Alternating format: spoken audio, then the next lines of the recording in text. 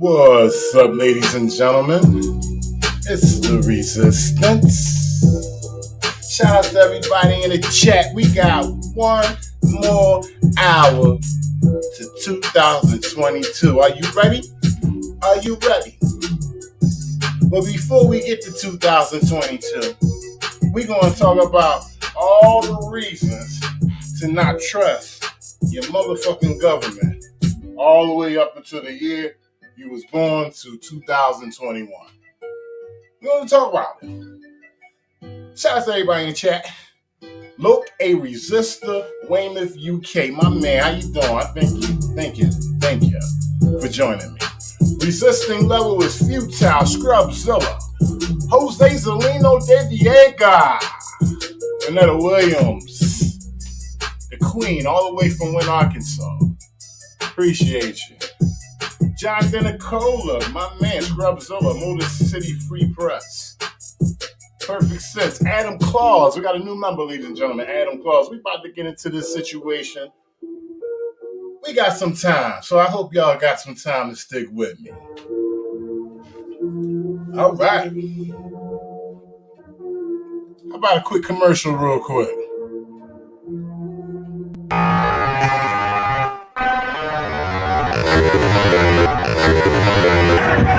Hit the lights! Everybody about to get killed out here. Like it for everybody. We're about to get into this top 20 reasons not to trust your government. Can y'all think of any reasons? If y'all can, put it in the chat. We're not going to waste too much more time on this. I'm just going to turn my audio down on an instrumental tip real quick. There we go. That's real smooth right there. We good right there. Okay. Y'all ready? Shout out to everybody in the chat. Is y'all ready? Here we go. Shout out to Kevin Spade. Here we go. Number 20. Repeated violations of the First Amendment. See, we hear this all the time in this community, in this 1A community. We hear this all the time. So that's why I made it number 20. Okay? Because we know all about the repeated violations of what they do to keep us from talking. Okay? Y'all know firsthand from my motherfucking camera. And it ain't real hard to see because y'all already seen it before.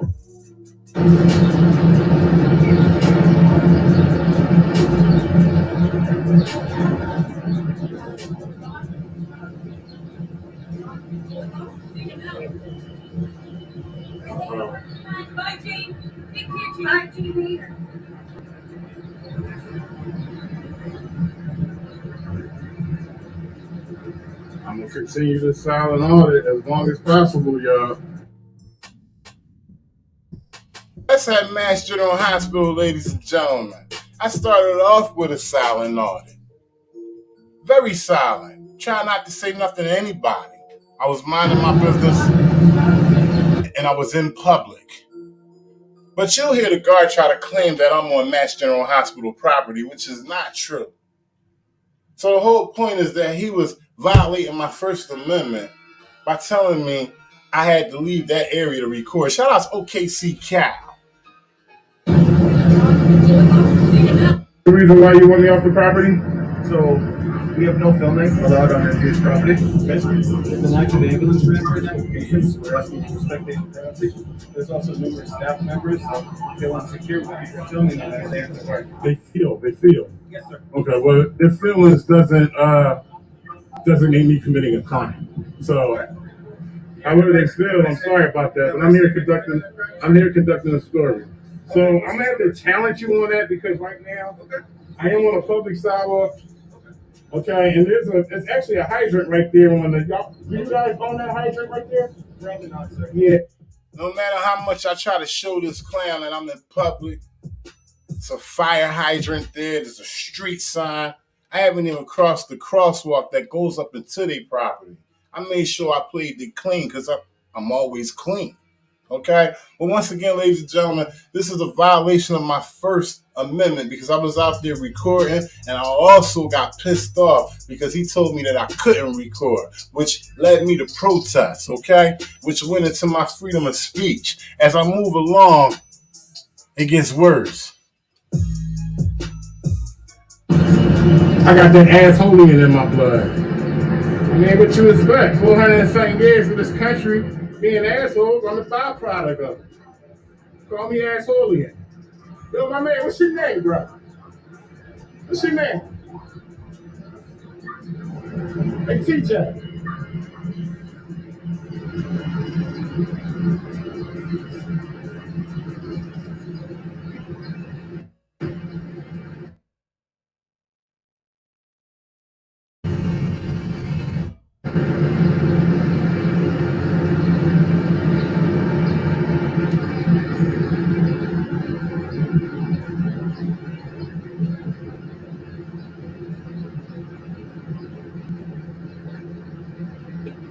So, my man, let me tell you something, right?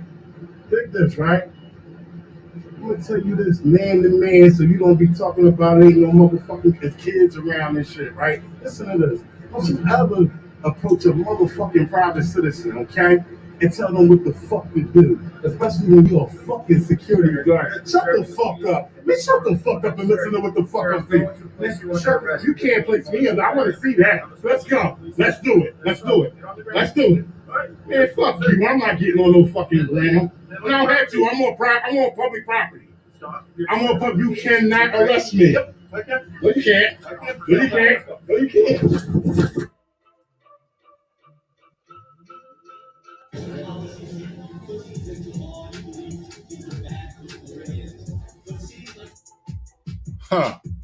Congress should make no law respecting an establishment of religion or prohibiting the free exercise thereof or abridging the freedom of speech or other press or the right of the people peaceably to assemble and to petition for a redress of grievances.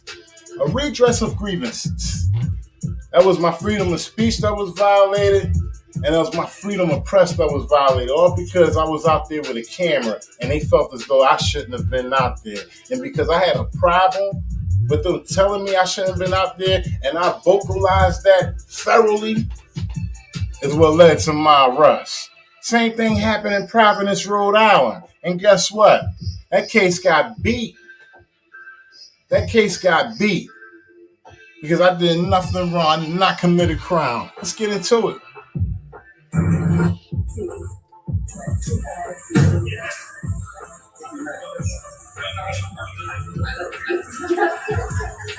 So they arrested medics so they couldn't help you. Essentially.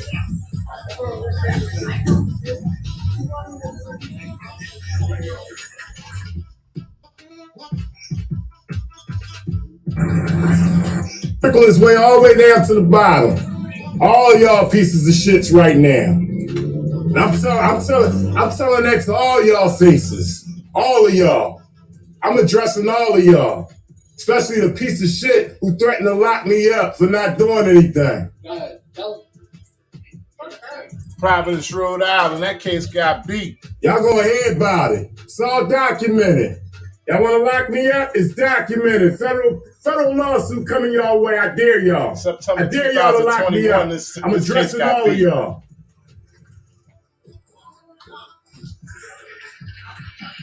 Put your hands behind your back. Do what? What did I do? What did I do? Straight locked up. Why? Exercising my freedom of speech. It's all in the catalog. Y'all could go back. All the newcomers, please, I invite you. Go back to the beginning. Come to YouTube. Start at the beginning, ladies and gentlemen. Travel with me through the journey that I've been through. You'll see. Somebody messaged me today. They sent me a comment and said, hey, Resistance, why all you do is just share other people's videos? And I told them, I said, hey, you got to come to the beginning.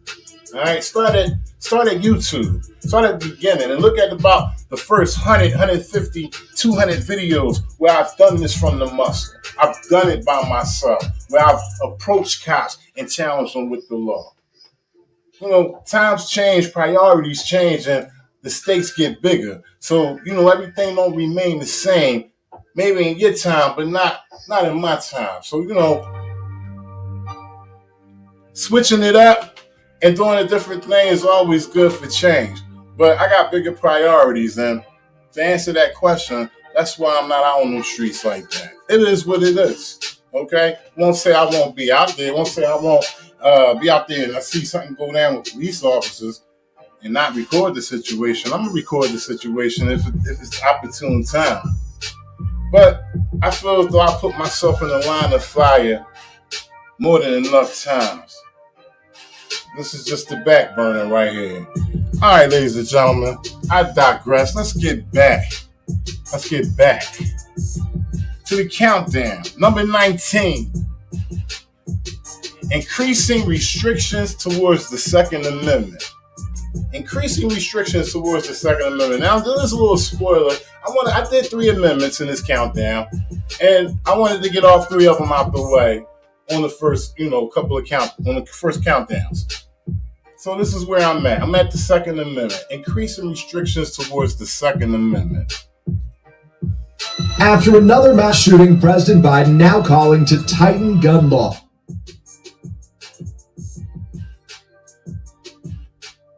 After another mass shooting, President Biden now calling to tighten gun laws. I don't need to wait another minute, let alone an hour, to take common sense steps that will save lives in the future.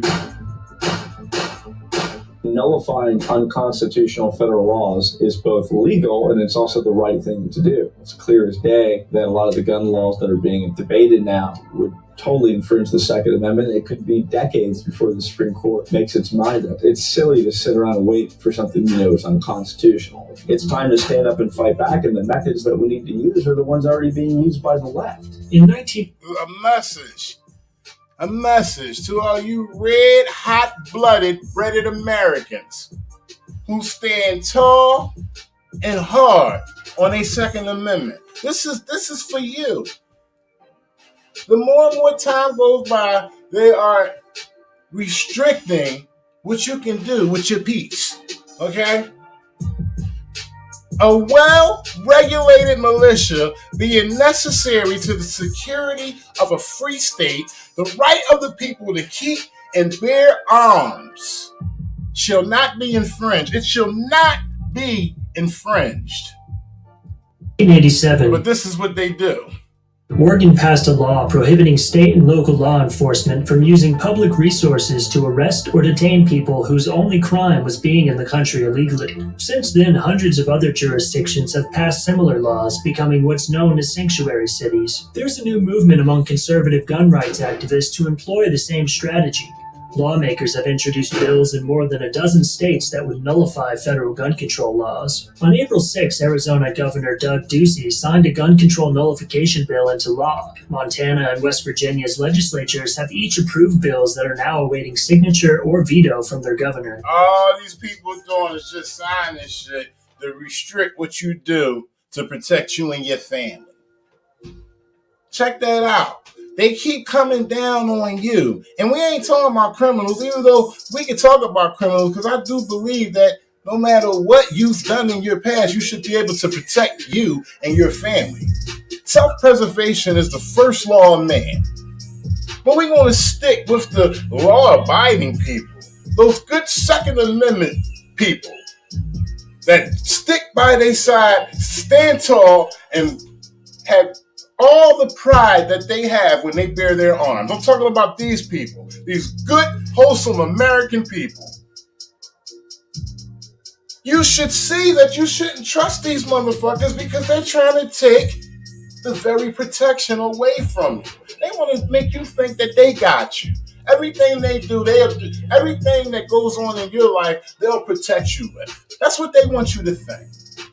Nah. Y'all better stand tall. Y'all better stand tall. The Arkansas Senate and the Missouri and South Carolina Houses have each passed such bills, and committees in Texas, Alabama, and New Hampshire have bills that are moving forward in their state legislatures, and similar bills have been introduced in Florida, North Carolina, Georgia, Minnesota, Ohio, Nebraska, Iowa, and Louisiana.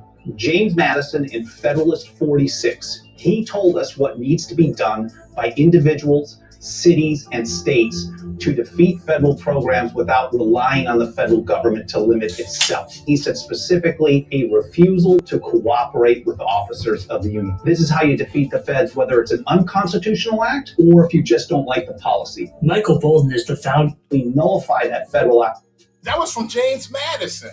He said if they put some bullshit out, the only way that you can nullify that shit is by going against it or going to war.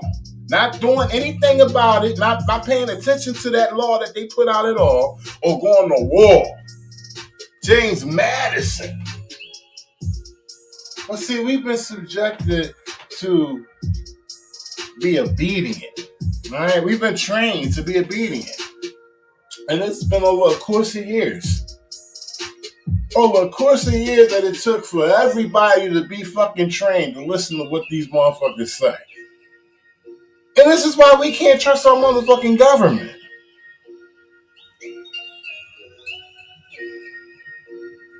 Act in practice and effect. Bolden says that the legal case for nullification doesn't depend on the constitutionality of the law that a state wants to nullify, thanks to a legal doctrine known as anti-commandeering, which has been upheld in 5 Supreme Court cases stretching from 1842 to 2018. It states that the federal government can't require states and localities to participate in the enforcement of federal laws. Talking about constitutionality actually does kind of get in the way of anti-commandeering because you don't actually have to address the constitutionality of something to say you're not going to participate. A lot of people like that as a line in the sand, and there you go.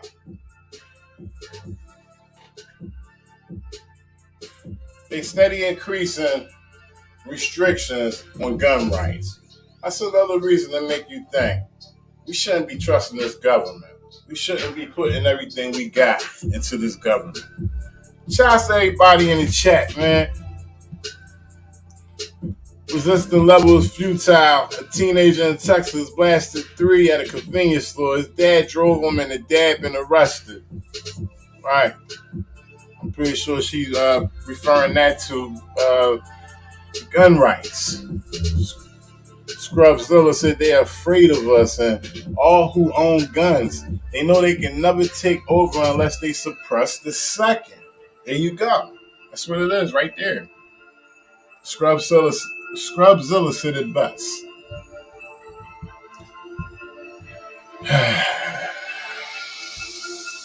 Number 18. The 10th Amendment is slowly escaping the people's reach.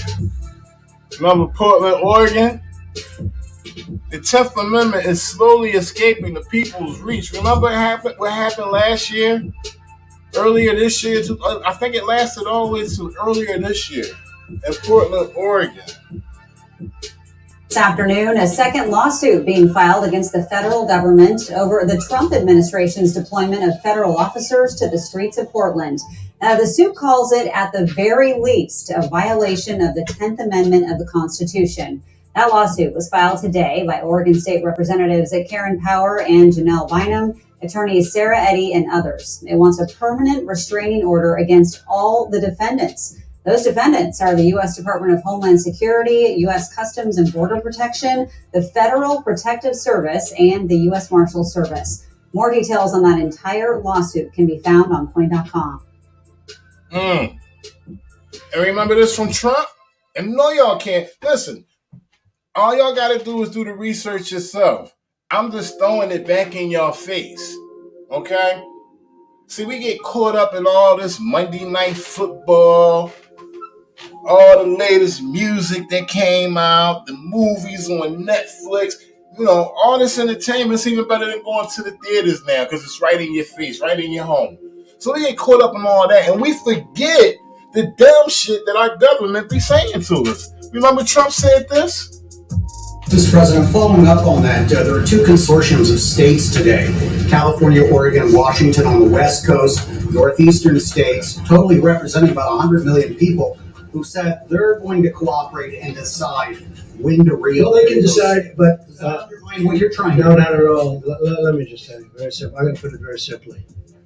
The President of the United States has the authority to do what the President has the authority. The United States has the authority to do what the President has the authority to do, which is the President of the United States has the authority to do what the President has the authority to do over the states of this country.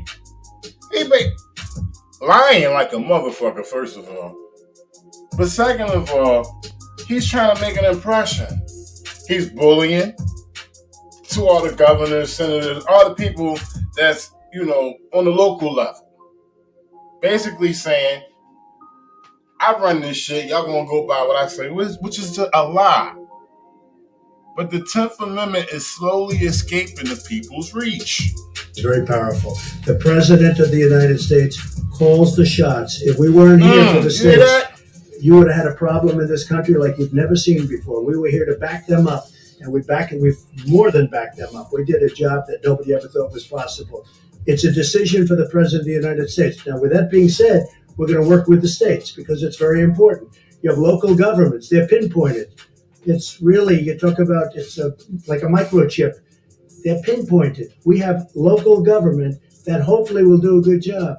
And if they don't do a good job, I'd step in so fast. But no, they can't do anything without the approval of the President of the United States. So if some states refuse to reopen and you order them to, the 10th Amendment of the Constitution says all powers that don't reside in the President of the Congress reside in the states. How do you overcome that? Well, if some states refuse to open? He was just confronted. With the Constitution.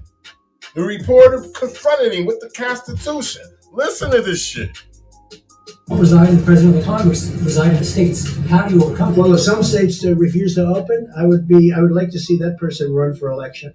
They're going to open. They're going to all open. The ballot box. I think that's something that's not going to happen. They want to open. They have to open. They have to get open. Every one of those states, the people want to go, and they want to. Now, some are in a different situation. You have, I won't name states now, but I will over the next 2 or 3 days. I'm going to be very specific. But you have some states where this is not the kind of a problem that it is in New York. So this is the problem. Whether he went full throttle with it, whether he was talking bullshit and just halfway in it. But we've seen what happened in Portland. Right? The thing about it is, if he could just say that boldly in front of the country and just say things that he can't do, that's what I look at as the soft squeeze, trying to ease your way in by saying, yeah, I could do whatever the fuck I want. And then when time passed, start doing what the fuck they want, as they have been doing. Okay? But pick up the patterns on this shit. Pick up the pieces. For Louisiana or Michigan or other places that got hit very hard. Illinois got hit very hard. But all states want to open, and they want to open as soon as possible, but they want to open safely, and so do I. Just to clarify your understanding of your authority vis-a-vis governors, just to be very specific. For instance, if a governor issued a stay-at-home order, you say my authority, the president's authority, not mine, because it's not. The powers not delegated to the United States by the Constitution, nor prohibited by it to the states, are reserved to the states respectively, or to the people. 10th Amendment. And we got this fool right here addressing the nation with this bullshit. I mean, this is when somebody's the president of the United States, the authority is total. And that's the way it's got to be. The authority is total. It's total. And the governors know that. So if the governors know that. Now you have a couple of bands of excuse me. You have a couple. Could you rescind that order? You have a couple of bands of Democrat governors, but they will agree to it. But the authority of the President of the United States having to do with the subject we're talking about is total. You said when someone is President of the United States, their authority is total. That is not true. Okay, you know what we're going to do? we're going to write up papers on this. It's not going to be necessary. They're going to write up papers on it against the Constitution. Because ultimately, it comes with the federal government. That being said, we're getting along very well with the governors, and I feel very certain that there won't be a problem. Yeah, please, go ahead. There you go. There you go. So we just got the amendments out. I told y'all that was going to be the first 3, 20 on down. From 20 to 18. All right. I want to go through this chat real quick. I want to thank everybody that's joined me. Perfect Sense. Perfect Sense is in the house. Scrubzilla is still rocking out with us. Scrubzilla is still rocking out with us. Resistant Level is futile. Celtic Pride. Shout out Scram Pooba once again. Nico Argotti. He said, to the resistance, I would like to wish you and your family a safe and a happy new year. Also looking forward to seeing more of your First Amendment audit. God bless my brother. God bless you. Thank you. I appreciate that. And yeah, when time allows it, you know, like I said, I got bigger priorities right now, and it's more important to me and more dear to my heart. So I do what I love. But you know, that doesn't say if I see something going on the streets, I won't pull my camera out and bring it to y'all. And that's real. Shout outs to everybody in the chat. So we're down to 17. We're down at number 17. Oh, Celtic Ride said we need states that are free gun zones instead of gun-free zones. And in the free gun zones, no liberals are allowed and no conservatives or right-wing Republicans who support cops who arrest people for guns. He had that to say. And then somebody came back on him and said, hold on, where they at? I think I missed it.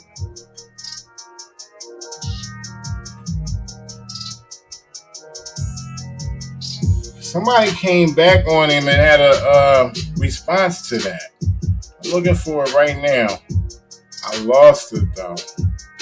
But 2 interesting points. One that I just highlighted. And a response that I can't find. Sorry about that, y'all. I seen it and I lost it. But Celtic Bride came back and said, wait a minute, Perfect Sense said the government don't care about us. Michael Jackson said it best. They don't really care about us. Celtic Bride said liberals want gun control claim to be against cops, but they're not. They want their protection as well. Republicans claim support for gun rights, but support cops who arrest people for exercising rights. Oh, God. Shout outs, Wake Up America and Resist. Yes. Not quite yet, but I'm going to give it to all of y'all in about 33 minutes. About 33 minutes. That 22 is going to be here. 22. All right, ladies and gentlemen, we're down to number 17. Number 17 in the house. And number 17, the reason why you shouldn't trust your government is because the government is supposed to be separated from church. They're supposed to be separated from church, ladies and gentlemen. The church shouldn't have nothing to do with the government, and the government shouldn't have a goddamn thing to do with the church. Just like Bernie Mac say, when that happens, you're fucking with the church's money. My family has been impacted by the virus. So for me, it is very personal. When we care about people, we put ourselves in a position to be protectors. And I think the vaccine is a surefire. Pastor Richie Butler, ladies and gentlemen. Pastor Bootlicker Tap Dancing Richie Butler. Okay? He's sliding all around that studio right now as he's giving this speech to you about going to go do what he thinks you should do. All right? We know what he's talking about. You know? So, he's a pastor. What the fuck is he doing in the political world? Our way to facilitate that role. We've had a virus that has caused, traumatic harm to economies, to families, to communities, to way of life. And as a pastor, my interaction with my congregation, as a community leader, I did not have any hesitancies. Is when is it coming out and when will we be eligible? He had no hesitancies. To go and get what you see right there on your screen. He's sitting right there getting it. He's getting it. He's showing it to you, and he's trying to make you get it, okay? So all this fucking TV shit is all programming to get you to do what the fuck they want you to do, okay? And now he's bootlicking for some kind of position, all right? Well, he's just that fucking dumb that they elected him to get his fucking commercial. That's my point. I might be wrong. Just my point of view. And then also, how can I get as many people educated, informed, so that they can get vaccinated? If we really care about people, we would take it upon ourselves to get vaccinated because it does make a difference.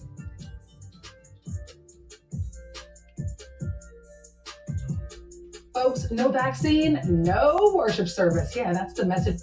What? No vaccine. You cannot praise the Lord. No vaccine. You will not be able to go to your house of worship and praise your Lord. Folks, no vaccine, no worship service. Yeah, that's the message that one Metro Atlanta church is preaching to its members as COVID cases continue to surge in Georgia. In fact, Piney Grove Baptist Church in DeKalb County says it's requiring its worshipers to sign a waiver, get their temperature checked, and show proof of vaccination before attending any in-person services. The church has about 3,000 active members, and staff say they began implementing the requirements several weeks ago, even before the Delta variant started to become dominant. We said we were going to follow the science, not our emotions. We're going back to First Amendment with this one. Freedom of religion.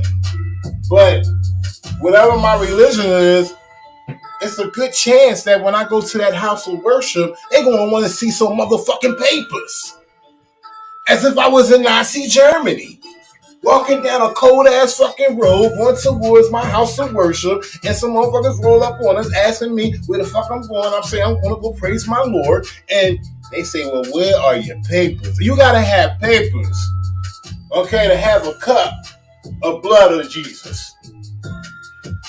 Everybody wanted to come to church, but we want to follow the science, and we did just that. Now, Piney Grove Baptist isn't the only church with COVID-19 safety protocols in place.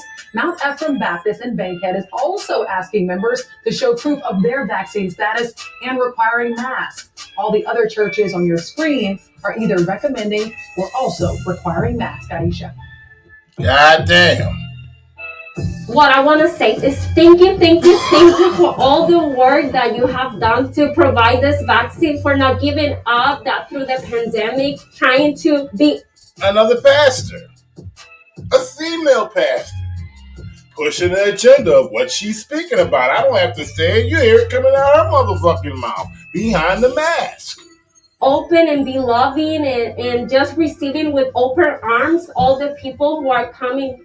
The hospital didn't shut the doors, but opened them to help our community here. So, you have to wonder, if the government and the church ain't separated, then what the fuck is they doing? There has to be some kind of profit, okay? Some type of benefit for being in cahoots with each other. And if you can't trust your motherfucking church to stay away from politics, then you're going to always have some fucking problems. Vice versa. If you got the government dipping in the motherfucking church pocket,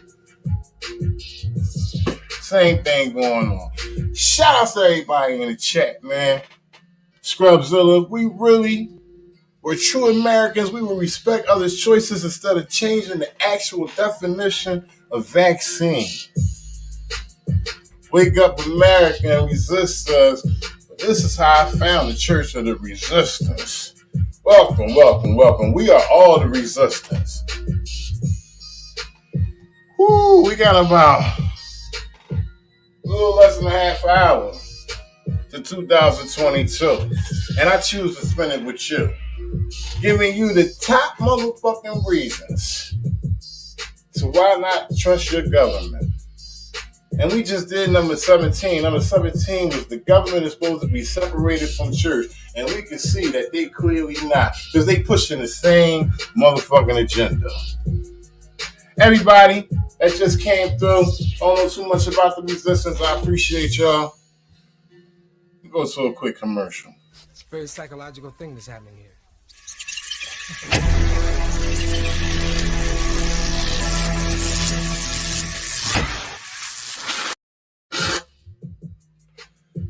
My next one. This is a good one for me. I like this one. This one is good. This one really has to do about me. A lot of people say, oh, it's always got to be about you, resistance. Everything's about you. This one is the fuck about me. Here we go. Number 16, censorship. I bet you a lot of y'all didn't even get the notification that I was going live with this tonight. I'm pretty sure somebody, about 2 or 3 people in this chat, because we only got 15. You know what? I like it like that. Shout out to everybody that's with me right now. I like it like that. We only got 15 in the chat. 16. Well, actually, it may be less than that because I'm cross-streaming. Let me see accurately. We got 13 on the Resistance channel on YouTube, and we got 3 on the Resistance channel on Facebook. And I'm good with that. But I guarantee half of y'all didn't even get the notification. I guarantee it. Censorship, ladies and gentlemen. Have you ever come across this kind of error while surfing on the internet? It may be that the web page you're trying to access has been censored.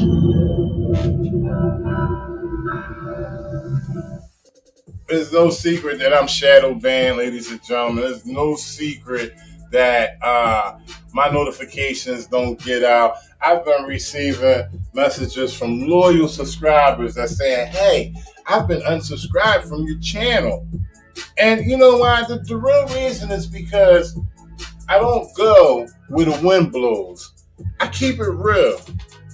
I talks that shit and I keeps it real. And they don't like that. If I'm not pushing their narrative, they are not fucking with me. Simple as that.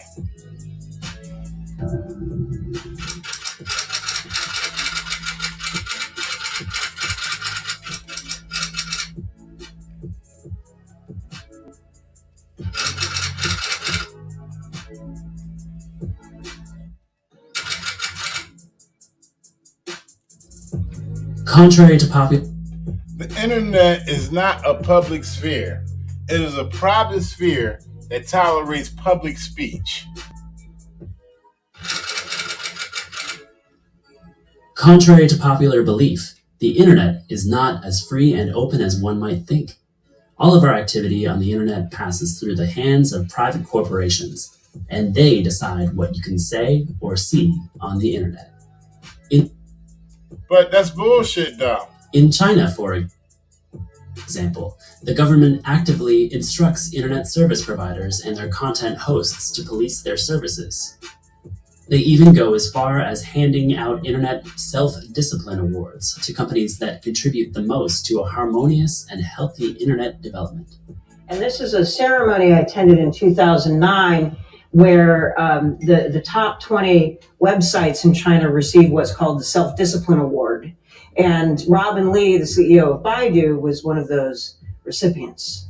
And so this is one of the features of Chinese internet censorship and surveillance, that it's actually carried out primarily by private sector companies. And that they give out awards for cutting tongues out. And when I say cutting tongues out, by keeping the untrue shit from going through, the shit that hits hard, the opinions of the people, that's on that social media over here in China. Yeah, they got people who receive awards for knocking them out. Just knocking each one of them out. If they don't agree with what they had to say or what their opinion is. And we got billion Chinese. We got 1 billion Chinese. So they be doing some serious working to snipe people out. Come on. And they got the same thing here in America. Only thing is, instead of giving out awards, they give out promotions. The companies that run China's internet services and platforms are acting as an extension of state power. It may not surprise you that this kind of censorship takes place in authoritarian regimes, but similar kinds of censorship can also occur in Western democracies. For many, it began with China. That was the most public example. That was the place where the companies had been named and shamed and otherwise publicly taken to task. But very quickly, folks realized that it wasn't just China, that it was countries around the world. And in fact, as we've seen in the Open Net Initiative research, it's dozens of countries where state-sponsored internet censorship is happening. And demanded that they not permit certain information flows to take place. The idea would be, look, we're just a company. If a government asks us to do something and we're on their turf, we usually have no choice but to go ahead and censor. ISP. That's crazy, but very true. Not only are they on board for censoring, but other egregious things that's going on right now in this country. Actually, right now in the city that I live in. But we'll get to that. ISPs often remove or block content when governments ask, but they also do it without prompting or coercion. There are many examples of how private companies control the flow of information on their platforms, be it for legal, ethical, economic, or other reasons. Shortly after the so-called slut walks against male chauvinism in Brazil, it was reported that Facebook had removed pictures of the protest, including bare-chested women. These images have since been deleted by Facebook for violating the Declaration of Rights and Responsibilities, as outlined by the online service. Flickr as well was caught removing content.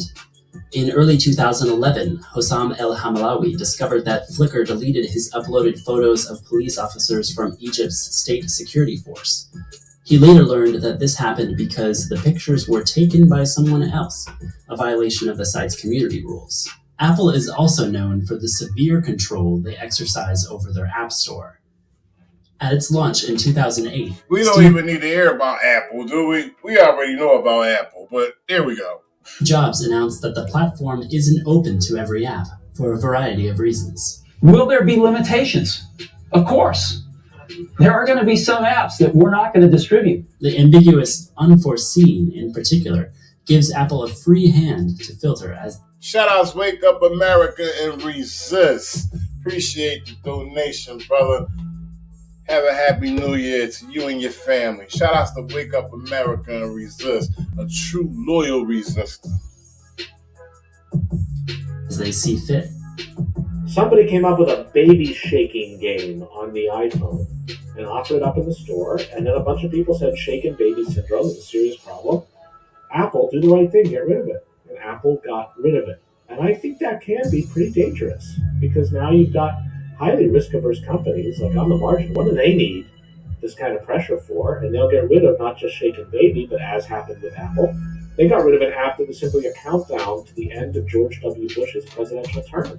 All that's all it was a timer called Freedom Time, to counting down to the end of an era, and instead of era. They didn't allow the app because they don't want to get in the crossfire. There you go. Number 16, censorship. Shouts to everybody in the chat once again, especially Wake Up America and Resist. Perfect sense. Resisting level is futile. It's the top 20 reasons to why to not trust your government. Top 20. We just did 16, which is censorship. Resisting level is futile. Globe is the biggest reason not to trust the government because it's a complete falsehood. Lie to you about the place we live. They will lie to you about anything. She say that. She say that right there. I'm going to just let her say that. You know, I like to hear more of that, more of y'all opinions on what y'all think is the reason why we shouldn't trust our government. You know, I mean, notice I said opinions. I'm being generous. I'm saying opinions because everybody has a right to one. So let's just keep it at opinions. This is even my opinions right here, ladies and gentlemen. I ask that y'all do the research on your own. In China, for example, the government actively instructs internet service providers and their content hosts to police their services. That is crazy. All right, next up would be number 15. Where we at? Here we go. All right. Number 15, ladies and gentlemen, it would be, here you go, staged events. Oh, man, I seen this up close and personal as well. You know, going to the protests in Seattle, back to Boston, all in between, you know, smaller protests within Boston and certain communities. Ever since the George Floyd and the coronavirus pandemic outbreak, you know, Philadelphia, homeless encampment situation, I've seen staged events with my own very eyes, and you know, it was a grassroots thing for me because I was just first time going through it, first time seeing it, and when you see it for yourself, you like, wow. It's just like, wow. So staged events is very, very important to know about because they do happen. We heard about the frozen waters being thrown into the crowd. We heard about the bricks being strategically placed on corners. All types of crazy shit.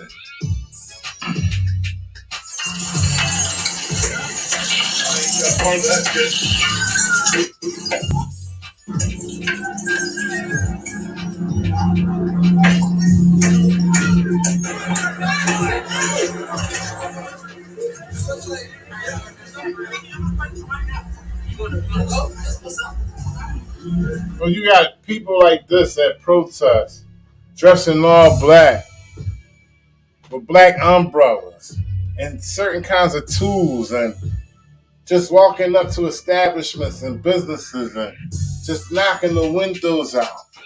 And most of these situations have happened at protests in inner cities, ladies and gentlemen. Oh, yes, in inner cities.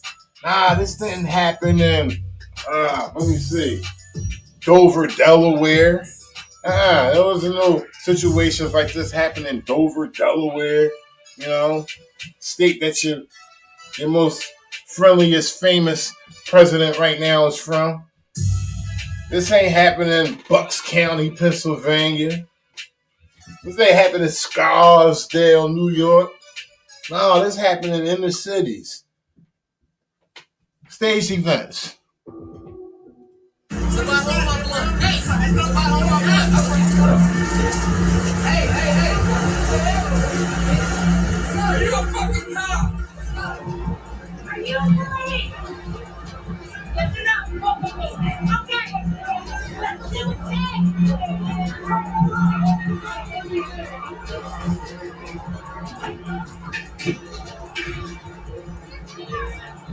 The plan is to destroy some things and hope that the people who came out there originally to protest will follow along. And most times that happens. Unfortunately, it happens.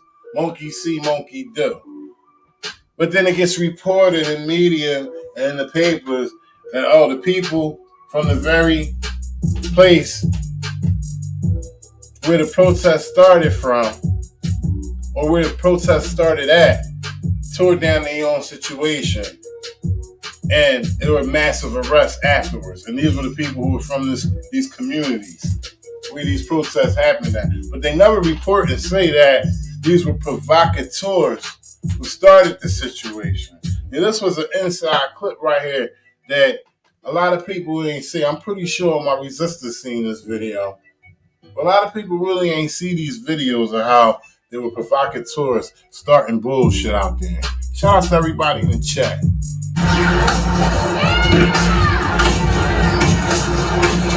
Hey, what y'all doing this for?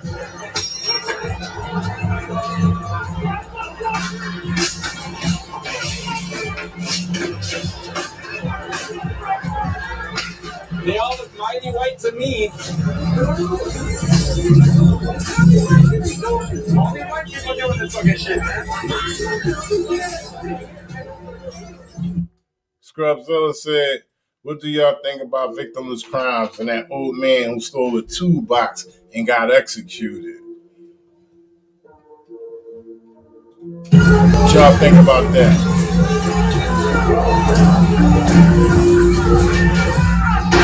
Were you at the protest?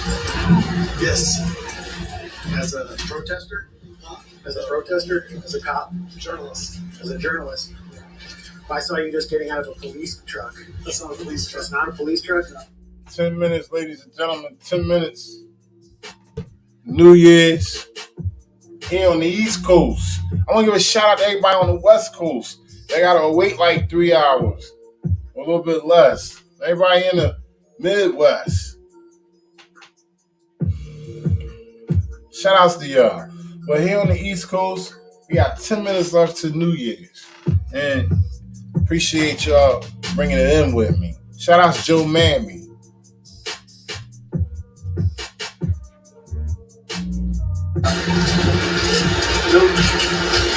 Who are you with? What Steven. Oh, okay. Myself? Yeah.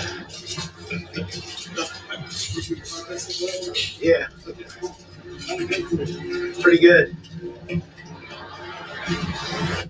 And Paper Workers Union of Canada found 3 aggressive masked strangers in their midst. Protest leader David Coles told the men they were violent and not welcome. With uniformed police standing nearby, Coles accused these masked men of stirring up trouble in hopes of starting a riot and giving the police an excuse to crack down. He called these men... I mean, you got to think about it. Like, if you out there redressing your grievances and you got groups breaking glass at the pizza shop and, you know, in a huddle starting fake fights or lighting up fireworks, you know, that get people triggered.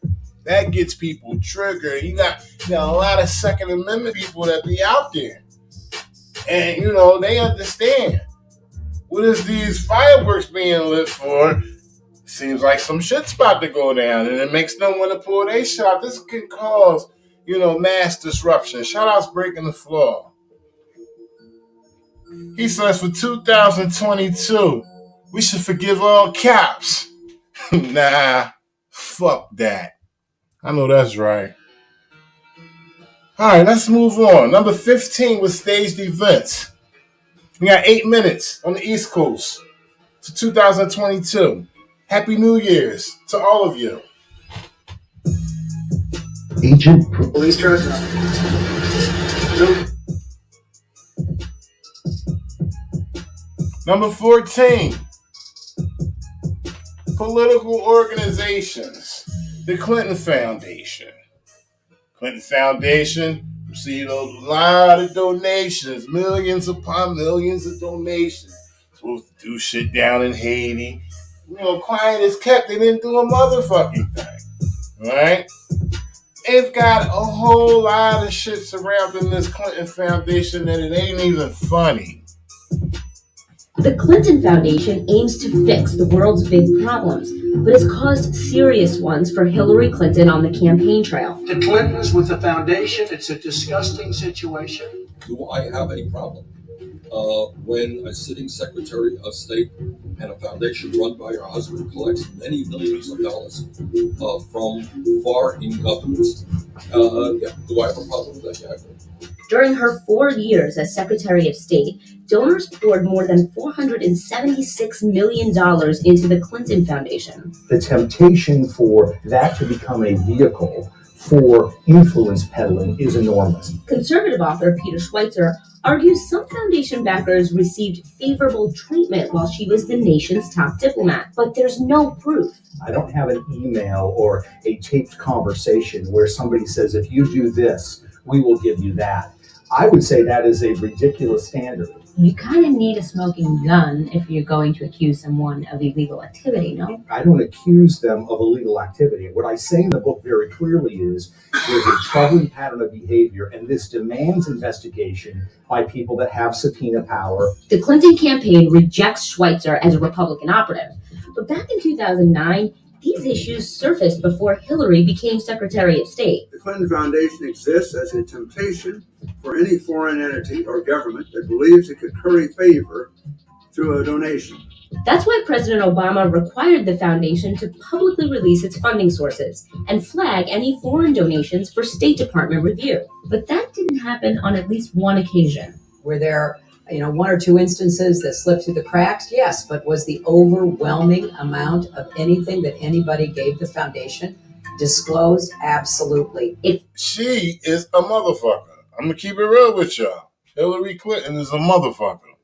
Failed to disclose a $500,000 donation from Algeria for Haitian earthquake relief, and millions from a Canadian partnership. Other mistakes include not reporting as much as $26 million from foreign governments and corporations for speeches the Clintons gave, and it had to refile several years of tax returns after combining government grants with other donations. The foundation acknowledged and fixed all of the mistakes and enjoys a top rating from charity watchdogs GuideStar and Charity Watch. After Hillary announced a bid for the White House, the foundation took additional measures to allay concerns about transparency. The foundation restricted the number of countries it would take donations from to only 6, and it started disclosing donors quarterly. But even some supporters say that's not enough.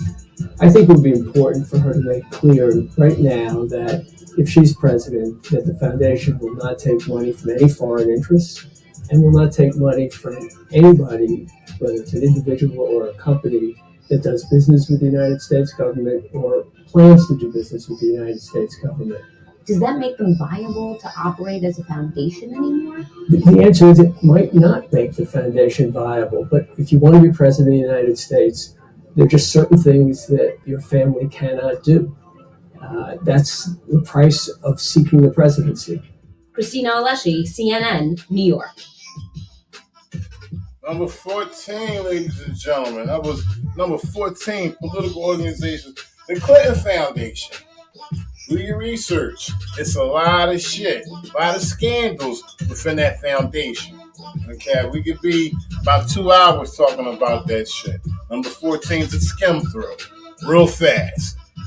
And if anything, if Hillary's involved in anything, then you know we're fucked. Trust me. She got her hands in a lot of bullshit. A lot of bullshit. We got 3 minutes, ladies and gentlemen. 3 minutes to New Year's 2022. It's me and you. And I'm giving y'all the 20 top reasons not to trust your government. We just did number 14, political organizations. Okay? In fact, I'm going to start all the way from the beginning. Number 20 was repeated violation of the First Amendment. Shows you an example on that. Number 19 was increasing restrictions towards the Second Amendment. Number 18, the 10th Amendment is slowly escaping the people's reach. Number 17, the government is supposed to be separated from church. Number 16, censorship, ladies and gentlemen. Number 15, staged events. Number 14, political organizations. And you know what? I'm just going to hang out for a minute. I'm going to bring this new year. in with all my resistors, man. I appreciate y'all hanging with me and enjoying this little program I put together. I spent about 3 days putting it together, and just to be honest, you can see it really ain't come from me. You can do the research yourself. I'm just putting it in front of your face. These are real life events that happen. And I'm just trying to keep y'all from not forgetting. That's what this is about. These are not my opinions, ladies and gentlemen. These are my opinions. But you can cross-check this yourself. I'm bringing this up on the same platform that we are on. Bringing this up from the same platform that we are on. This is shit that happened. And these are the reasons why you shouldn't trust your government.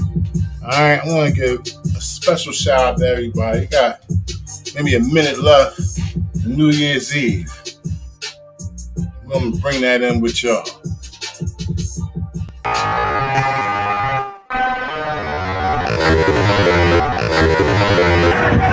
Hit the lights! Everybody about to get killed out here. Like it for everybody. That's right, ladies and gentlemen. I'll make sure y'all like it for everybody. And it's about that time, so. Once again, I want to say to y'all, Happy New Year's, everybody. First and foremost, that's joining with me here on the East Coast. Happy New Year's to y'all. Happy New Year's to everybody on the West Coast as well. I know I got a lot of loyal subscribers and loyal followers from the West Coast. I appreciate y'all. Happy New Year's to y'all. 2022. Yeah. Read some of these comments. Happy New Year. Gladys Bradshaw. Dwayne Butler. Happy New Year. Perfect Sense. Happy New Year. Resisting level is futile. Happy New Year. Wake up America and resist. Happy New Year. Ronnie Wall. Scrubzilla. Happy New Year. Queen. Netta Williams. All the way from Wynn, Arkansas. Happy New Year. Yeah. Breaking the floor, Happy New Year. Celtic Bride, Happy New Year. Appreciate y'all. Loke Resistor, Wayne of UK. Come on, man. Even though you across the pond, Happy New Year. Yeah. Joe Mammy, Happy New Year. And everybody else that's up in there. Shardrick Side, Happy New Year. The Resistance South. Got the Resistance South up in this joint. Happy New Year. John Brown's Goose. Yeah. Happy New Year. Glenn McDonald, Happy New Year. Yeah.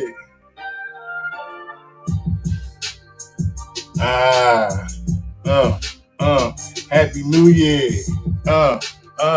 Happy New Year. Happy New Year. Hey. Happy New Year. Happy New Year. All right, let's get back to this top 20 reasons not to trust the government. Here we go. Number 13 is unequal application of the motherfucking law. Y'all know how that go. Rules for thee, but not for me. And when I say me, I'm talking about the elite. Them motherfuckers, not us, not me. Yeah. Y'all know how that shit go. Okay, so let me be clear here. The Austin mayor didn't tell people to stay home and then go on vacation. He told people to stay home while he was on vacation, chilling in Mexico. And he is not the only one here. Only politician who says to all of us, do one thing, then get caught doing another. Growing outrage this morning over one Texas politician's decision to defy his own advice to stay home. As COVID-19 cases rise across the country, Austin Mayor Steve Adler has urged residents not to travel. And we need to, stay home if you can. Do everything you can to try to keep the numbers down.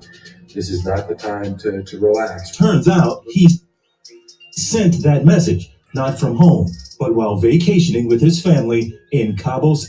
Doing what the fuck he want, as well as pushing an agenda. He's encouraging the locals. Stay the fuck home. Do not go outside. Do not venture into your streets and breathe the sweet, fresh air that the good Lord has gave you to breathe in. Don't do that. Stay in your house. Keep that shit constricted amongst yourselves. Suck that shit in and out, and on top of it, throw a fucking mask on. So it could be more soil close to your fucking nose and shit. But do not go outside. Do not venture out on no outdoor shit. Stay in the house. While I'm on fucking vacation, giving this public service announcement. Doing what the fuck he want. Killing two birds with one stone. They love him. San Lucas.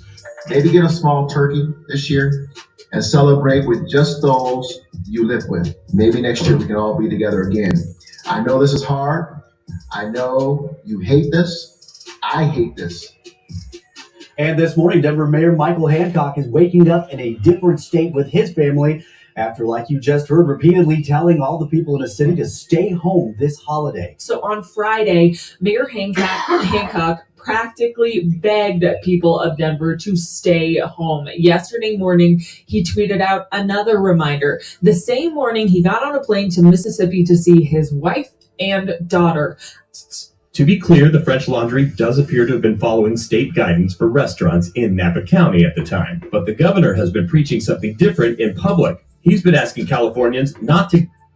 Got some gunshots, some fireworks outside my motherfucking house. Celebration of the new year. So I figure I'll just pause it real quick rather than let that interrupt what we got going on.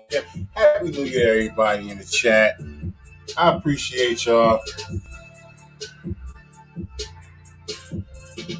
All right. gather with people from more than 3 households at a time. Well, I want to apologize to you because I need to preach and practice. Yet another politician is facing backlash for attending a birthday party at the upscale French Laundry restaurant in Napa County. Our news partners at the San Francisco Chronicle report San Francisco Mayor London Breed joined 7 others for a birthday party on November 7th. It's one day after Governor Newsom also attended a party at that same restaurant. LA County Supervisor Sheila Kuehl is raising eyebrows after it came to light that she went out to a restaurant shortly after voting to support a shutdown of in-person dining. Rewind the clock last Tuesday, she voted to ban outdoor dining here in LA County for all 31,000 of our restaurants. And at the time, her reason for voting that way is she said outdoor dining was just too dangerous. She said people take their masks off. She said people don't social distance. And she said it is, quote, a most dangerous situation for the servers. So what we confirm is that just hours after she made those statements last Tuesday and hours after she made that vote, she came right behind us to where we're standing right now and dined outdoors at Il Forno here in Santa Monica. There are reports that as many as 6 California legislators, along with lawmakers from some other states, as well as a large group of lobbyists, flew off to Maui, Hawaii for an annual conference and fundraiser for the nonprofit Independent Voter Project. This is being done at a time when everyone else is being directed to hunker down and avoid mixing, even with extended families.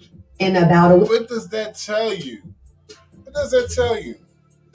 That tell you that whatever's going on, whatever they trying to portray that's going on, it's not going on to the magnitude that they trying to get across to us that it is. Correct. Because if they doing it, why can't we do it? Well, we'll get to that later on why they trying to control. And I'm just going to say that word. Another example is me, a video that I have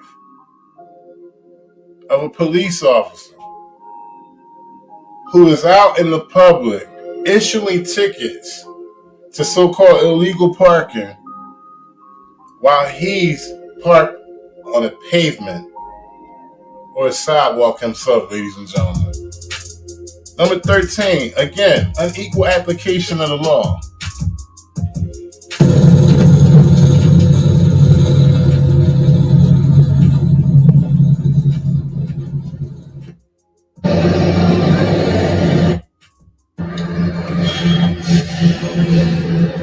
Hey, what's up?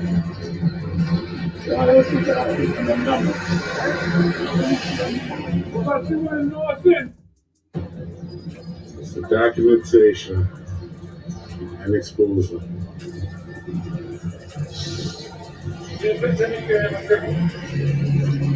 Before you give him a ticket, you should give yourself a ticket for parking on a pavement. You want to give him a ticket before you give yourself a ticket? Wow. Yeah, he should give himself a ticket, right? You see him parked on the pavement like that? Please, I wish you would. I wish you would, because you just enforce the law on this guy right here, but you're not following those same laws that you enforce. Now look how condescending he's acting. This your local police officer in any one of y'all's neighborhood. Just so happen he's in Boston. And he want to be condescending and say, watch me give myself a ticket. He parked right there on the corner of the pavement. How does that sound? I'm going to give myself a ticket right now. He's parked right there. Straight on the pavement. And he's issuing tickets for people who are parked in a no parking zone. Are you serious? That's fucking crazy. Where's the example? You're supposed to be upholding LEOs within their official capacity. And they sloppy like this. This is some raggedy shit. I'm sorry. How does that sound, sir? How can you enforce the same laws that you're breaking? Isn't that kind of, weird for you to do that? No, well, could you explain to me how it's legal for you to park here? Maybe you could give me an explanation on how it's legal to park here. Yeah, that's not valid, sir. Maybe you can give me an explanation on how it's legal to park here and we won't even have this conversation. I'm pretty sure you can't do that either, can you? Right, but this is being exposed. It's documented. May I get your name and badge, sir? It is your policies and procedures of who you work for to get your name and badge when you're engaged by the public, right? That is part of your policies and procedures, right? In Chapter 41, Section 98D. Shouts to Queen, all the way from Wynn, Arkansas, Renetta Williams. And she hit it right there. She hit it right there. Good for thee, but not me. It only applies to them. Unequal application of the law, ladies and gentlemen. I'm just throwing it in your face. Okay? Because we tend, as people, we tend to forget. We're so used to just going along with the norm. Okay, we just say fuck it and forget it. But I'm just here to bring it back to you. Just a little quick reminder, okay? And consider this an accelerated course, all right? This is not a usual resistance special. This is a New Year's special. It started as a New Year's Eve special. Now it's a New Year's special. Okay? And consider this an accelerated course because this is a lot in one. Unequal application of the law. Number 13, ladies and gentlemen. 20 reasons not to trust your motherfucking government. I'm telling you, this shit is real and it's very simple. Very simple. Number 12.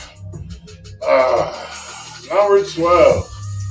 Shit's about to start getting a little controversial now. People going to start twitching their fingers on the keyboard or on the phone a little bit more as we go further down the line, ladies and gentlemen.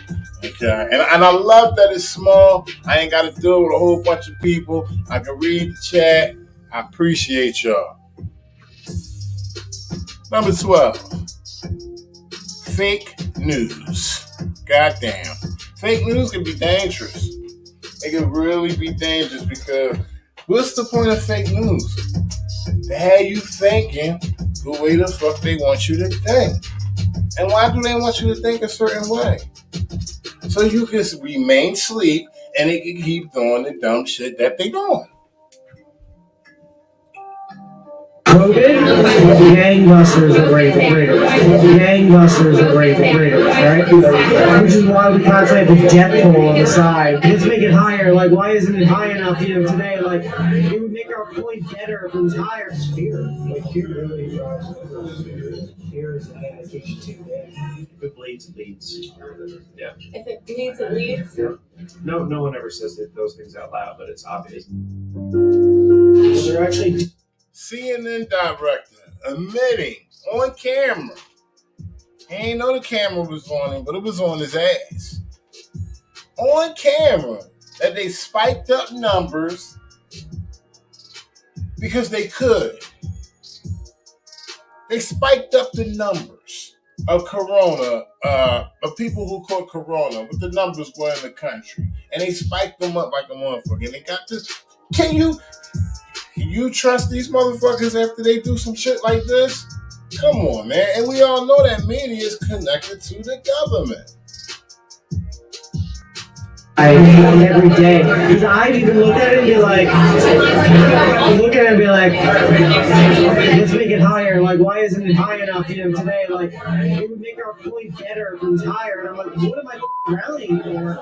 That's a problem. What we're doing, like. Well, I mean, it helps with ratings. Of course, yeah, but I wouldn't say it's good. I have a job, for sure. Like, I'm happy about that, but I don't know. Who gets to decide how long that stays on, or And then this was the fakest of them all, okay? The whole world's a stage. They've made it weird as though they can make the whole world the stage. And ladies and gentlemen, we're sitting in front of the motherfucking curtains. Okay? This is the game that they're playing. And they've successfully been able to do it. We've done it a few times. We just don't know it. But this one, it was real. But at the same time that it was real, it was all staged. What came down? What came down? We crashed. The other train center's down. It's down. It's down.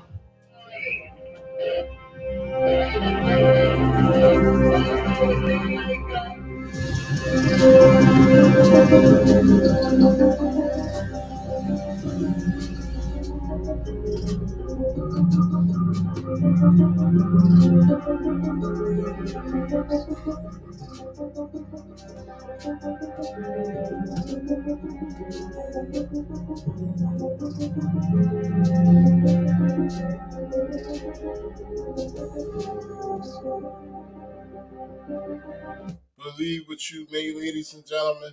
Believe what you may. But if you think your government ain't had nothing to do with this shit, then I'm going to tell you, remain asleep.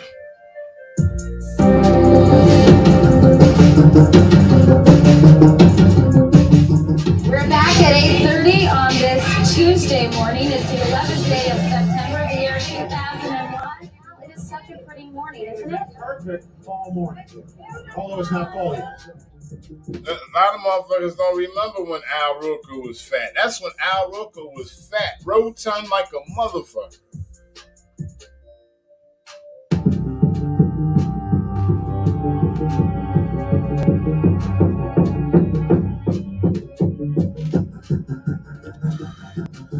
I mean, we could get into how the building exploded. Some very, very sketchy details reaching us here at Sky Centre. How it was smoking. At this early stage, we believe that a plane has crashed into the World Trade Center. But all I'm going to say is, if you don't think this government had anything to do with this shit, In New York. Right now we're getting information, Al, that it was a small commuter plane, and of course we'll let people know as soon as we have more information as to what actually caused this, and of course on everybody's mind who might have been hurt.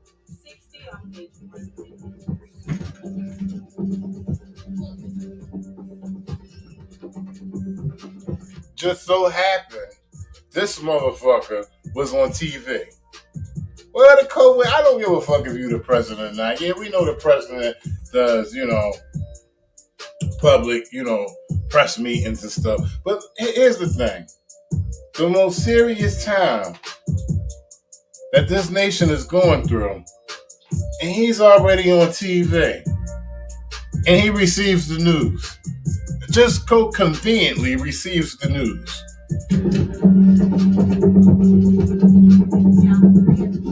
What we've just seen is just about the most shocking videotape I've ever seen. What are the odds of two separate planes? It is completely impossible to understand why this is happening and to figure out what in the world is going on.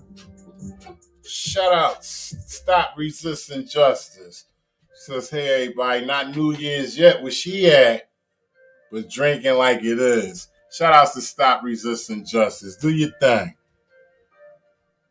We heard a big bang, and then we saw smoke coming out, and everybody started running out, and we saw the plane on the other side of the building, and there was smoke everywhere. People are jumping out the windows. Over there, they're jumping out the windows, I guess, because they're trying to... And yes, ladies and gentlemen, I do believe that there were crisis actors even back then. Yeah, to pull it off, you had to bring all the riggers and jiggers with you to pull off the world stage to the people. You had to bring everything with you, no stops. The signal themselves, I don't know. Blew up, big explosion, people started running, it was just chaos everywhere. People jumping out, people just kept jumping and jumping and jumping.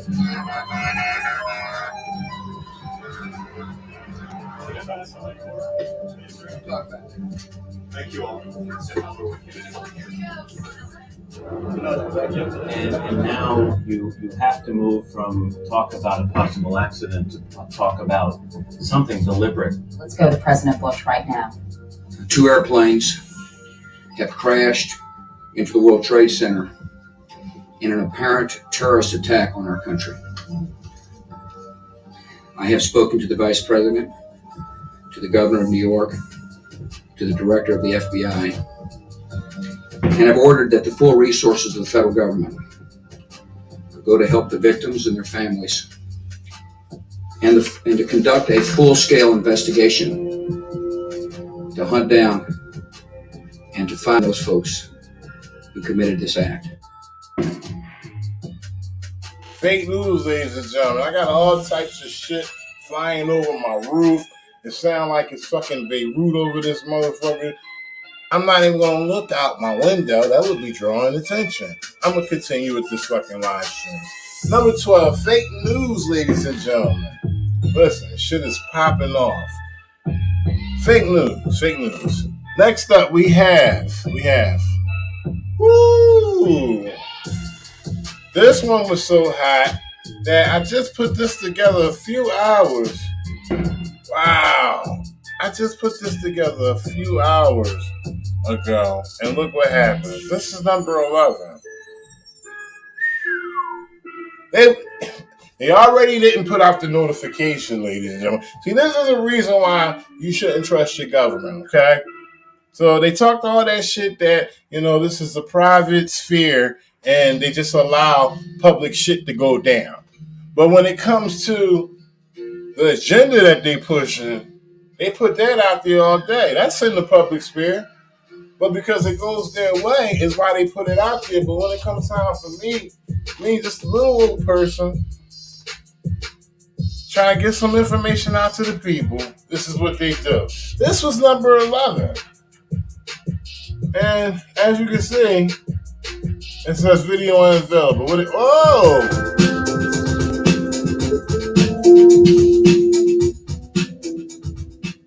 Well, first of all, I think that the war in Iraq that began in 2003 is a continuation of the war that began really on August 2nd, 1990, when Iraq invaded. President Bush, at that time, said that the presence of Iraqi forces in Kuwait posed a threat to Saudi Arabia and the flow of oil in the Persian Gulf, and this was a strategic threat to America's vital interests. The war in Iraq was a continuation of George Bush Sr. having his shit in Kuwait. Desert Storm. His son finally got in years later, and it was a grand old time to continue the bullshit. Pick right up where they left off. Let's fuck with those motherfuckers over there in Desert Storm. In accordance with the Carter Doctrine of 1980, which says that anytime a hostile power threatens the flow of oil from the Persian Gulf, that's a threat to America's vital interests. We'll respond with military force if need be. And when Saddam Hussein invaded Kuwait, that's exactly what he said, and said we're going to respond. Now, at the conclusion of that first Persian Gulf War, President Bush, the older, said, well, we're not going to invade Iraq, we're going to bring down Saddam Hussein through economic warfare. And so on and so forth. And like the man said, it was all about robbing the land of the oil. Couple other shits, but mainly the oil. Let's believe that.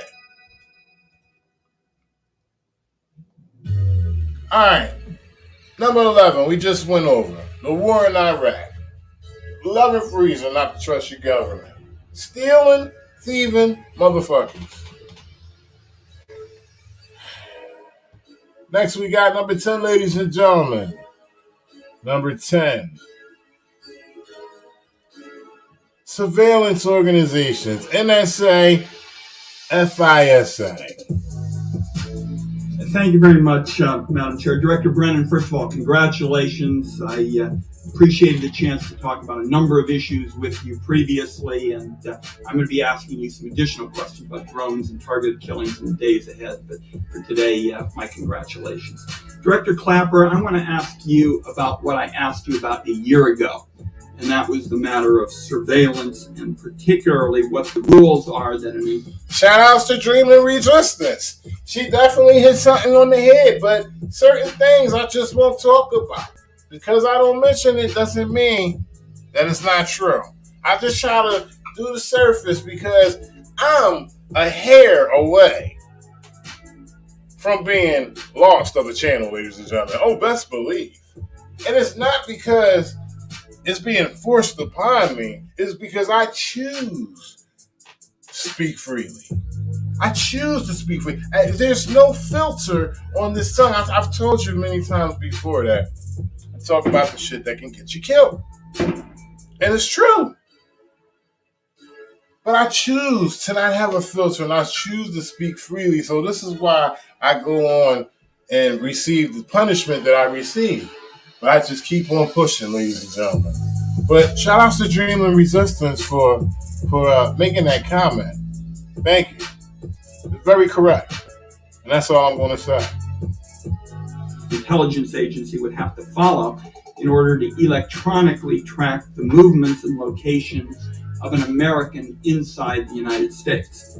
And I asked you about this a year ago, and you said that your lawyers were studying this, and I hope that since a year has passed, we can get some motherfucking answers to these questions. So first, let me ask the question: if an intelligence agency wants to electronically track the movements and whereabouts of an American inside the United States, how much evidence do they need? Well, first of all, let me just say, sir, that particularly in the case of NSA and CIA, there are strictures against tracking. This bald head sweating motherfucker. He can't even speak a complete sentence without saying to the You can tell he lying. American citizens in the United States for foreign intelligence purposes, and that's what those agencies are set up to do. I think, though, when I might ask Director Mueller to speak to this, because what you're referring to is, I think, devolves into the law enforcement criminal area. So, let me, and I do want to hear from Director Mueller, but I'm trying to get some general principles out with respect to intelligence. He keep dancing around the question. Instead of being straight up answering the question, he's dancing around the bullshit. You've cited certainly some areas that are relevant, but what I'm really trying to do is get an unclassified answer to a question about what the law authorizes. the law is, of course, as you know, is embedded in the Foreign Intelligence Surveillance Act, which was recently, the amendment, and to which was recently extended for 5 years. And that places very strict strictures on the intelligence community's tracking of U.S. persons where there is a terrorism nexus. And that is overseen very strictly by both the FISA court, as well as within the executive branch, both by my office and the Attorney General. So there are very strict rules about that, as you know, as we've discussed. Edward Snowden, as we know, Edward Snowden, he dropped a lot of gems. And they want to kill him. They want to kill Edward Snowden. They don't make vaccines. The only thing they sell is the virus. And I think saying that they only sell this to government doesn't make that better when we look at who the targets are for just the people. There's been a number of surveillance leaks and disclosures over the years. No doubt the most significant was yours. How do you think this one compares? This is certainly one of the most important. And these are major newspapers, major institutions that we rely on. This is peeling back a curtain that we have never seen done with this level of granularity. In the past, and he's speaking, he said, we never seen this level of surveillance done to our own people by the government, ever. What is this about? I should have put in the countdown. One of the reasons is that the government don't trust us. Because that's what I think. Is all the cameras is turned towards us. They want to know what we talking about on the phone. Listen, I could talk about something on the phone, and then if I go to YouTube or if I go to Google, an ad will pop up of what I was talking about maybe 40 minutes earlier. Like, seriously. Whether it was chicken and waffles or a pair of Reebok sneakers. It's kind of like, a crazy coincidence that it'll pop up in an ad. What you gonna do? We are stuck on their devices. It's not our shit. If they listening to us, that's their shit. If they can monitor everything that we doing, it's their shit. And they just shined it all up and, put colors on it and put it in bright lights and big letters and say, hey, this is for you. Come fuck with this. You can play with it. You can talk to your friends. You can do all the kinky, freaky type shit you want to do. But what they don't tell you is that they got all that shit. They got all that shit. You've called smartphones a spy in your pocket. Do you think this confirms that? I think it's actually worse. When I said they're a spy in your pocket, it's the potential, it's the capability, it's the fact that, these things are talking to the mobile phone network and tracking your locations. You've got, Facebook spying on you. But these are largely commercial programs for commercial purposes. What we see now are people creating an industry to find those phones and go beyond the level of spying that already previously we knew existed. Number 10, ladies and gentlemen, surveillance organizations, the NSA, FISA. Listen, they got a couple of others too. They got a couple of them. They got a lot of them. I say all of them will be listening in on this, at one time or another. If you ask me, I'm a paranoid motherfucker, but hey, don't listen to me. Do your own research. I'm just bringing it back up in your face. That's all. Number 9, ladies and gentlemen. Number 9. This is a good reason to not trust your motherfucking government. When they don't give a fuck about you, you should not give a fuck about them. That was crazy. The government's late response to Hurricane Katrina, ladies and gentlemen. Y'all remember that, right? But once again, we seem to forget.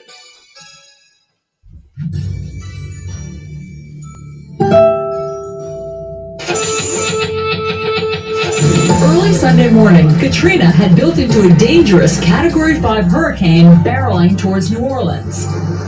On August 29th, Hurricane Katrina slammed into the Gulf Coast. All this technology they got to detect when all types of crazy shit coming, but they couldn't get to this one in time, ladies and gentlemen. They couldn't get, and there's so many. That's why I didn't want to put too many. I didn't want to put any conspiracy theories in this, even though some of these you can make out to be conspiracy theories. I will admit, but I try to keep it as real as possible, as though you can, not have to not prove. But you could just say, damn, that's a reason that you shouldn't trust the government. Just that right there, off the bat. I didn't want to put no conspiracy theories in there. That was one of the reasons why. But this shit right here, this shit was a total fucking mess.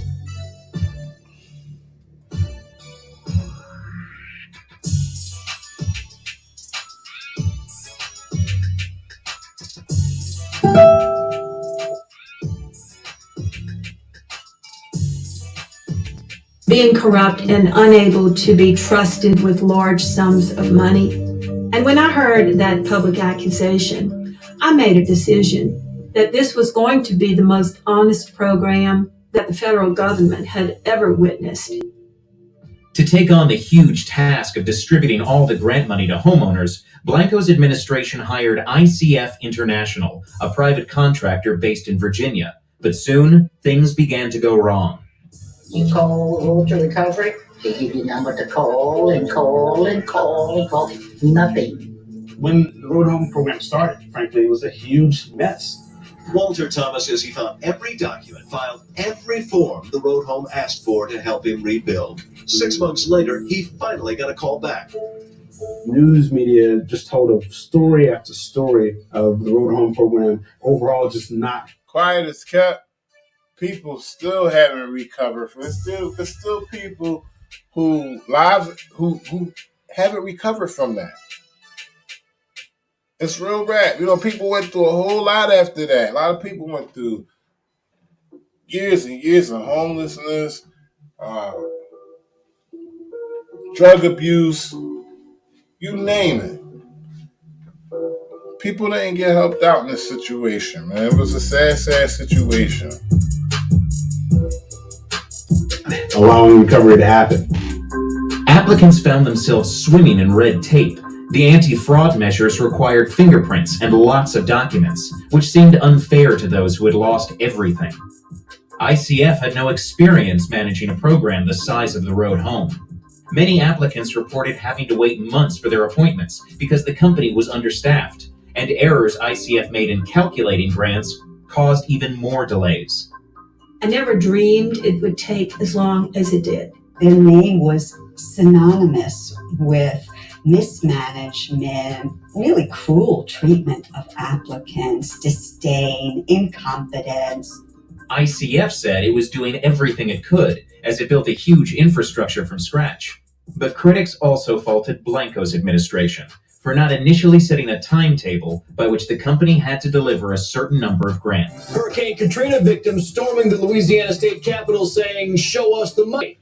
As frustration mounted, the Louisiana legislature voted to fire ICF. Blanco refused, and late... A lot of organizations involved to contribute to the corruption of this Hurricane Katrina shit. A lot of them. Number 9, the government's late response to Hurricane Katrina. We tried to go through this a little quickly without showing the things that we've seen for years on now. People dead in the street, you know, the devastation that the hurricane caused. I tried to run through this quick. So shout out to everybody in the chat. Thanks for working with me.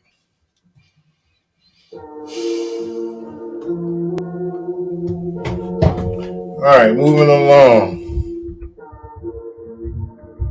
to number 8.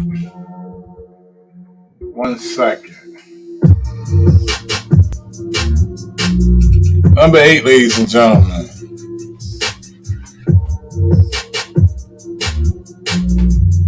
Conspiracy against hip hop. I want to pull something up real quick. So give me a second.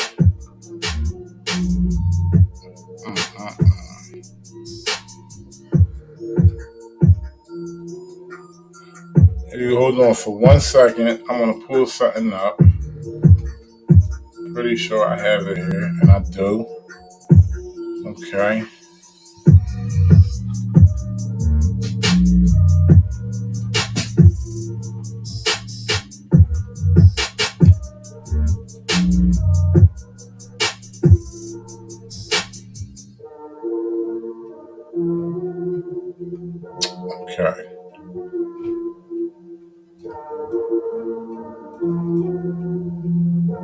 Conspiracy Against Hip Hop.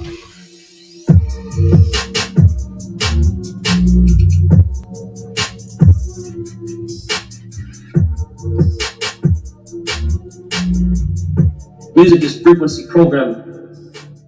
Music is frequency. What frequency are you being fed? If I play with those frequencies, right, I can target certain parts of the mind, target the frequency to go to certain parts of the mind, and I can literally, if I want you to astral project, or if I want you to go to sleep, or if I want you to go into a meditative state, I can make my music do that. Without name dropping, most of y'all know this late famous artist. Most of y'all don't, but there's no need to name drop. But he was explaining how he can use certain frequencies within his music, basically to put you in a trance. And people probably don't think that this is real, but there's been years and years and years of experiments. It's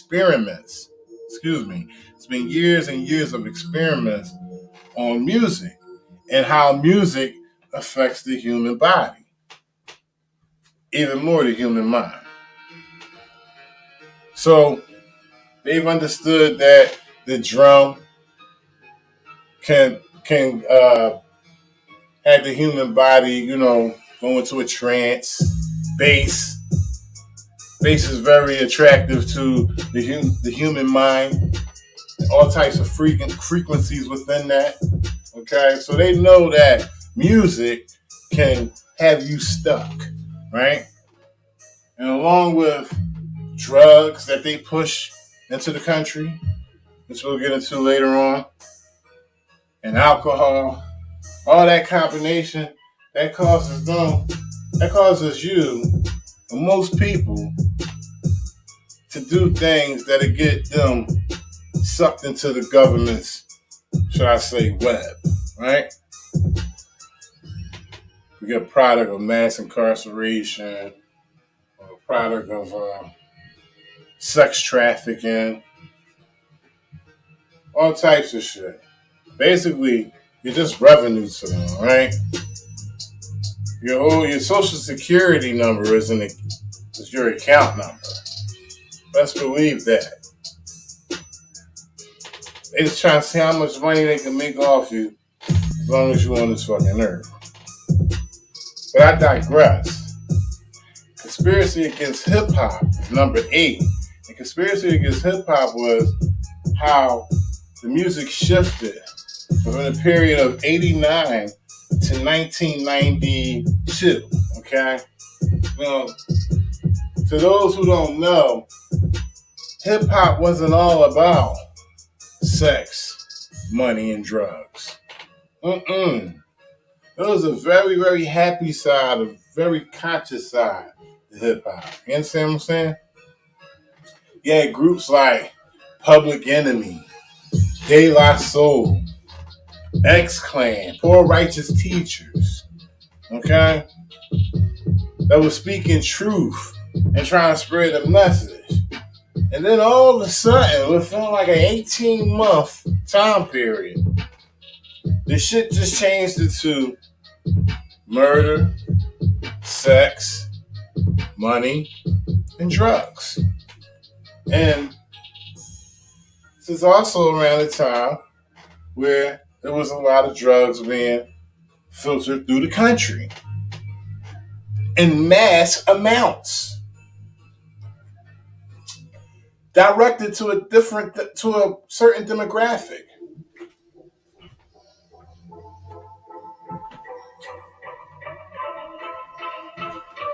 Conspiracy Against Hip Hop, ladies and gentlemen. It was more than just getting people involved to listening to much more negative things. It contributed to mass incarceration. It contributed to deaths, eradication of certain demographic, okay? It more blood money, again, being funneled to America by the lower people of the country. Because that's how they look at us. They look at us low, as we're the low people. Remember, if it wasn't for us, this country wouldn't be shit. The brain processes information electrically. It communicates with a cellular structure electrically, and it operates within a certain band of frequency.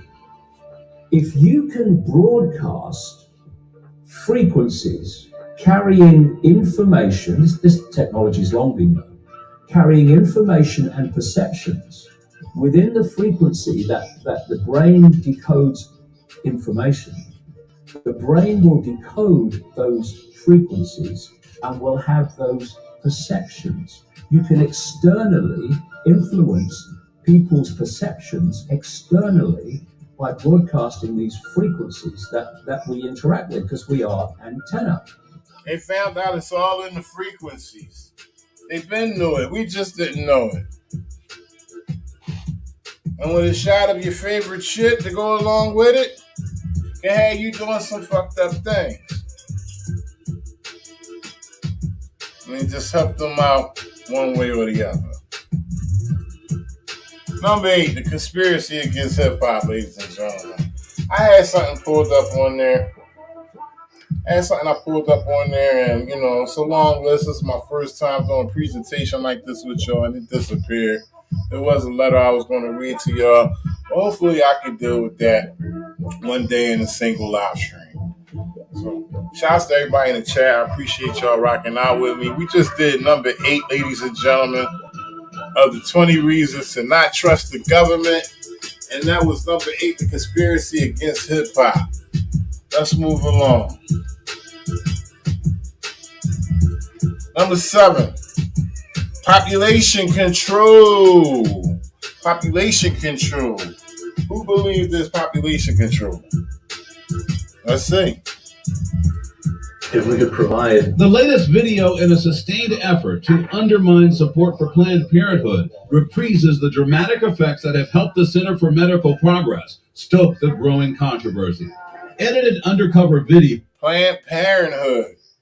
We've been told long ago that they were contributing to lowering the population. They felt as though it wasn't no need to have so many motherfuckers on the earth.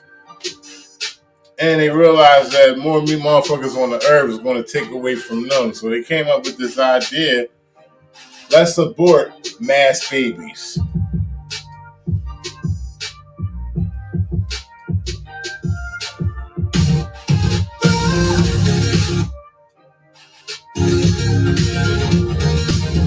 The Planned Parenthood research director in Texas talking about extracting intact fetus cadavers and body parts from abortions for use in fetal tissue research.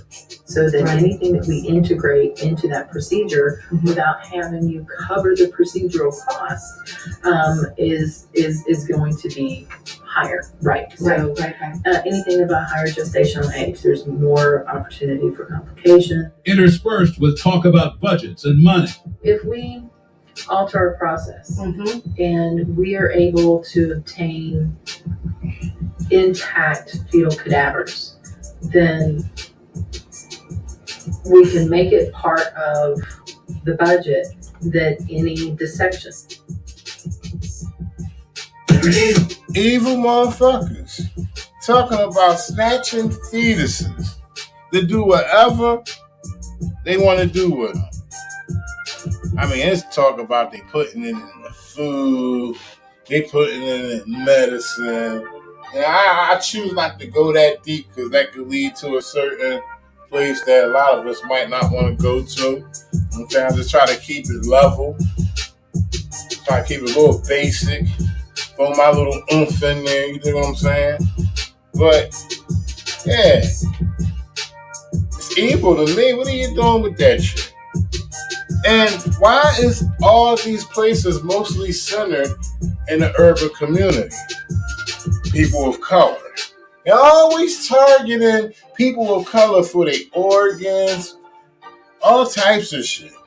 So it's an obsession to get people of color organs, hearts and lungs and shit. Crazy motherfuckers. Just because it was developed in a lab doesn't mean it's good for you. Welcome to WatchMojo.com, and today we're counting down our picks for the top 5 terrifying big pharma facts. Before we begin, we publish new content every day, so be sure to subscribe to our channel and ring the bell to get notified about our latest videos. Let's get one thing straight. We live in an age of medical marvels, and pharmaceutical research has undoubtedly saved and changed the lives of countless individuals. But wherever there's money involved, the top priority is usually profit margins and making sales. So we're peeling off the label and reading the fine print as we explore the darker side of big pharma. Number 5, pharmaceutical trials don't necessarily test the important stuff. There's a problematic question one needs to ask when administering, receiving, or considering any sort of medical treatment. Does this approach address the root cause of the problem, or just the symptoms that stem from it? According to a 2015 Johns Hopkins University study, various drugs used to treat diabetes have been proven to lower blood sugar quite effectively, but are often brought to market on those grounds alone. Such trials, approved by the FDA, fail to consider whether a drug that reduces high blood sugar, a symptom of diabetes, will necessarily reduce the long-term effects associated with the disease, such as strokes. To borrow the words of Dr. Mark Hyman, quote, "It's like taking the batteries out of a smoke detector instead of trying to find the fire." Treating surrogate symptoms can prove a deadly approach to medicine. Number 4, many results in roughly half of all clinical trial findings going unpublished. Pro-life lawmakers are calling on both the Department of Justice and the Small Business Administration to investigate Planned Parenthood affiliates that reportedly applied for and received $80 million in coronavirus relief funds. Calls for an investigation follow reports more than 30 Planned Parenthood affiliates across the country improperly received loans from the Paycheck Protection Program, which were intended for small businesses during the COVID-19 pandemic. These funds are intended for employers with fewer than 500 employees. Planned Parenthood has more than 600 employees. So pro-life lawmakers claim the abortion business is ineligible for this emergency money. In a letter to Attorney General, Population control. There's a lot of false information around about the 2 leading COVID-19 vaccines in the U.S. We wanted to provide the facts and answer some questions. I'm not a doctor, but know a few. We asked, is the vaccine being introduced in Africa as a means of population control? The vaccine is not being introduced in Africa, especially not to control the population. There is a history of using various experiments and trials in communities of color, which include, unfortunately, times in which sterilization and, what some have deemed efforts of Shout out to Renetta Williams, Queen Renetta Williams, all the way from Wynne, Arkansas. She's back. She says these son of a bitches are trying to get rid of a bunch of us. I know that's right. Number 7, ladies and gentlemen, that's population control. Shout out to everybody in the chat. Patrick Bellarmine, what's going on? Patrick Bellarmine in the house. Biocompatible near-infrared quantum dots delivered to the skin by microneedle patches record vaccination. All right, thanks for that one, Patrick Bellarmine. Number 7, ladies and gentlemen, is population control. What's next? Miralax works naturally with the water in your body.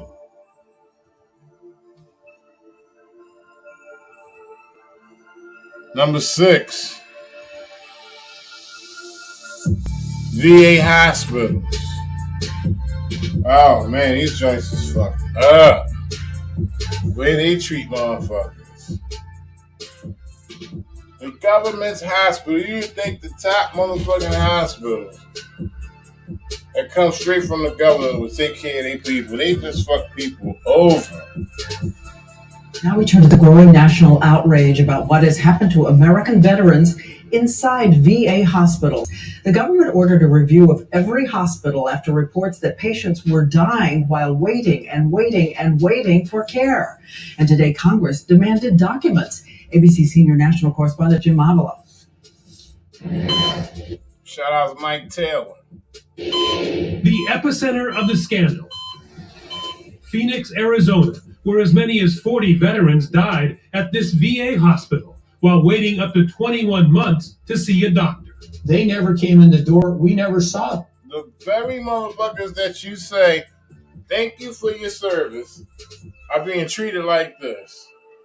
Just waiting to die in the goddamn VA hospital. You got people in the VA hospital right now just waiting to die.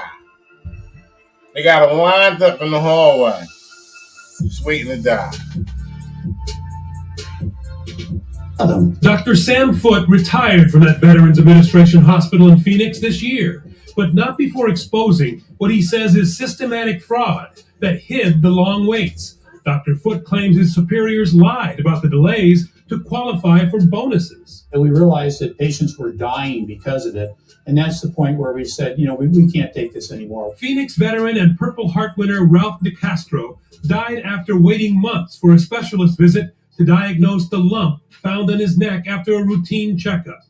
He kept this journal, documenting the calls he made for 15 months, trying to schedule a VA visit that never came. I am a Purple Heart Vietnam vet and should be receiving proper treatment. Still making calls again to the Phoenix VA. And it's not just Phoenix. The Office of Veterans Affairs is investigating 23 other deaths at 13 VA hospitals nationwide. Motherfuckers just getting knocked off in the VA hospitals, one by one, consistently.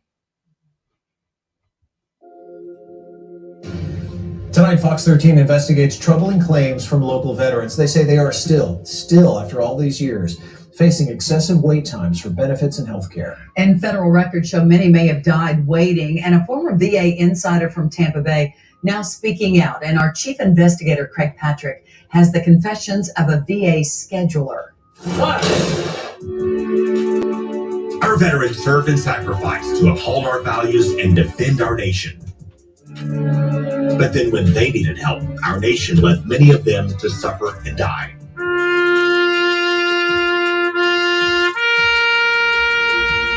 Why do they do this?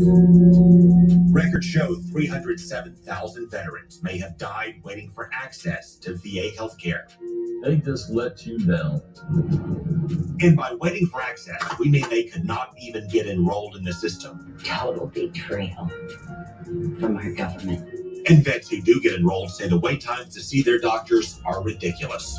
They gave me an appointment like 6 months down the road, but before that 6 months got there, they would call me and say, well, we've had to cancel because of something, whatever. And when you listen to veterans like Keith Brown describe the runaround, about a year before you get the actual appointment. And then you compare it to what the head of the VA has claimed. Our average wait times are 4 days for primary care, 5 days for specialty care, 3 days for mental health care. Something does not add up. Oh no, we don't never do that. Now, that's not a reason to not trust your government. I don't know what is. Because that's some messed up shit. The same people that serve for this country being treated like that, that's fucked up. Shout out RW Arts. Welcome, RW Arts. All right, ladies and gentlemen, that was number 6, VA hospitals. What we got next? Number 5. Number 5 would be a misleading government, ladies and gentlemen. A misleading government. Y'all always talking some bullshit to you. They tell you this, then they don't talk about it no more. The shit that they were talking about and they was going to help out on, they don't ever help out on it. They always mislead the people. That's why I said number 5, a misleading government.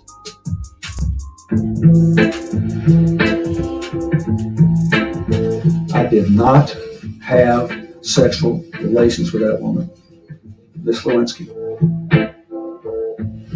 People have got to know whether or not their presidents are crook. Well, I'm not a crook. That means allowing Americans who like their doctor and like their health care plan to keep their plan. What do these statements have in common?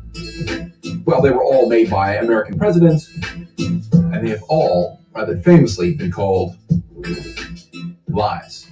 But the similarities really end there. Now, you can call all three statements untrue, but lying requires an intent to deceive, which means you have to know what the person who said it was actually thinking. And that's where things can get a bit tricky. Take, for example, I'm not a crook. Bill Clinton knew what he had done, and any ordinary person would consider that sexual relations. He knew what he was saying was false, and that's a lie. American politicians, of course, are hardly unique. When Brexiteers campaigned in a big red bus, the first half of that famous slogan on the side was not quite a lie, but not quite true. We send £350 million to the EU each week. Well, that was true, but the UK got back millions of pounds each week too. That was intended to mislead, and it did. Public figures, of course, have always said things that weren't true. Take Donald Trump. He says so many things that are so quickly and easily proved untrue, it looks almost like he doesn't even care about the truth. Take, for example, when he said that Barack and Michelle Obama have a 10-foot wall around their house in Washington. They don't. Many people said this was yet another lie by Donald Trump.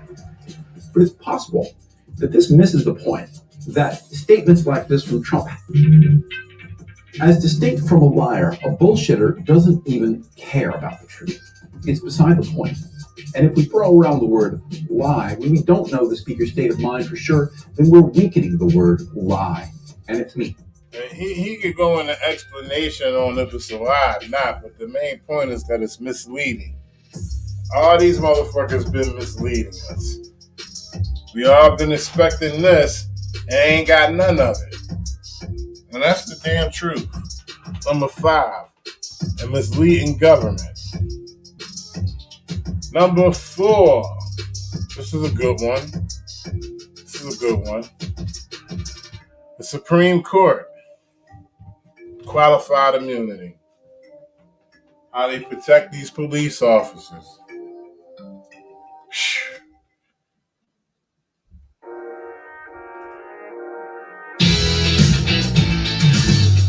Good morning, everybody, and happy Tuesday. We have an incredible lineup today. Robbie, who do we have? Andrew Yang is going to be with us to discuss the Forward Party more in depth. Plus, Stephen Donziger is back with us. A judge has ordered him to a violent New York... Right. Personally. Right. Can you come after the city itself? Or yes. But in some... But very, very high bar of misconduct on the part of the officer for you to even be able to proceed at all. Mm-hmm. So now they could be unfounded, and in these the cases the Supreme Court didn't want to look at, it could absolutely be the case that the police officer did nothing wrong and would have been acquitted by a jury. Right. But you can't even make your case to a jury because the qualified immunity bar is so high, and that's the problem we're dealing with. Because this is a government worker. As long as they're working on behalf of the public, you can't come after them, right? Personally, right? Can you come after the city itself? Or yes. But in some, but that's those are hard cases to make.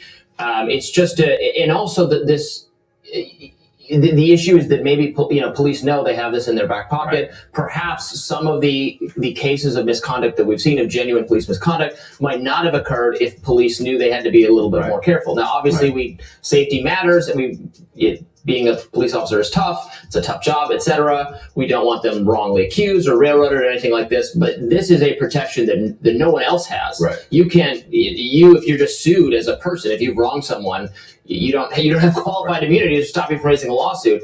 The police are better trained to handle violent and unstable situations. So there should probably be a higher bar for their conduct. There's actually a lower bar because they're so shielded from liability. And the issue of qualified immunity is what derailed the bipartisan policing reform negotiations between Cory Booker and Tim Scott.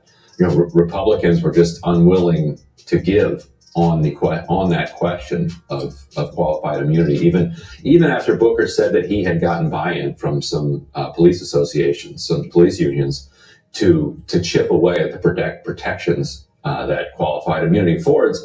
That Tim Scott still refused to go there. It's kind of a shield that that the police are, it's a line that they just do not want to cross. Yeah, I was trying to tell conservatives, qualified immunity is the same thing that protects teachers and run amok university officials who are, woke university, or the officials caving to woke students and harming free speech on campus. My thing is this: you got to question the Supreme Court on why would they set that bar so high for police officers, huh? One simple reason: because it's how they want it to be. That's how they want this to be. They're their boys, those police officers. They don't give a fuck about us. It's just simple as that. It's the same sort of shield that they have. If you want those people held accountable in cases of excess, but not the police, that doesn't make any sense. Yeah, and there's a contradiction there, because the police talking point is always, these are bad apples. Don't paint all police with a broad brush just because of the wrong actions of a few bad apples. Right. But then you're like, okay, well then let us pluck those bad apples out. Like, whoa. No way. Exactly. So they're immune. Exactly. These are police officers. So, and then, okay, well now you brought it back to the institution. And then the response is, well, then we're just not going to do our job. Right, exactly. But please keep setting the paycheck. Over at Reason Magazine, my colleague Billy Binion reports that the ruling is a major blow to qualified immunity reform. Billy explained, quote, "Qualified immunity allows state actors to violate your rights if the exact way in which they do so has not been ruled unconstitutional in a prior court ruling. It's shielded cops who shot kids, stole huge sums of money, and destroyed property. The list goes on." He went on to say that while the idea behind qualified immunity is that no reasonable cop can be expected to know when they cross a constitutional line unless there's a specific rule, precedent outlining that misbehavior, and added that the ruling gave cover to the police accused of brutality, overturning the prior opinions.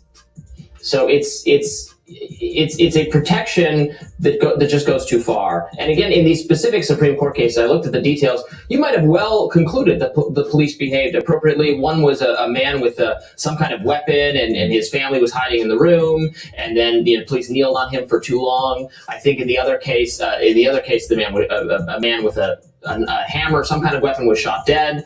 So again, people making threatening gestures to others with weapons, it could be perfectly reasonable for the police to do something. But in fact, cops get off all the time when they go to court. Right. You basically have to be the subject of global outrage, right, to get convicted of anything. Right. So even though the DAC is stacked so heavily in their favor, they still don't even want to go to the table and play the stacked game. Yeah, which just doesn't make, we don't want to live, I don't think, in a society where public employees have so much. Private employees don't have this. Like, no one has this level of extra non-accountability except the police. Yeah. And it's just not. It doesn't. What's interesting, yeah. And so Waleed Shahid, who was with Justice Democrats, was making this point yesterday that we are on the precipice of having the greatest mobilization on behalf of racial justice in the streets in history unfold, not just in the US, but across the world.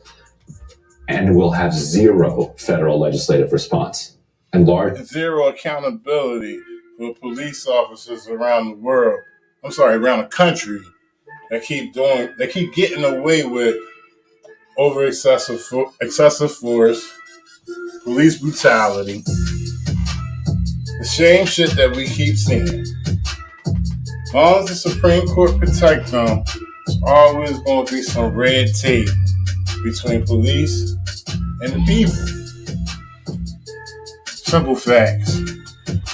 Number 4, the Supreme Court. Number 3.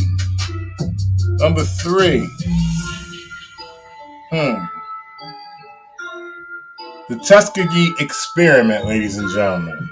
The Tuskegee experiment. And I got these in an order. I definitely put these in a certain order. It leads all the way up to number 1. But this was very important. Very important reason not to trust your government. Because they've done shit like this before, and it failed.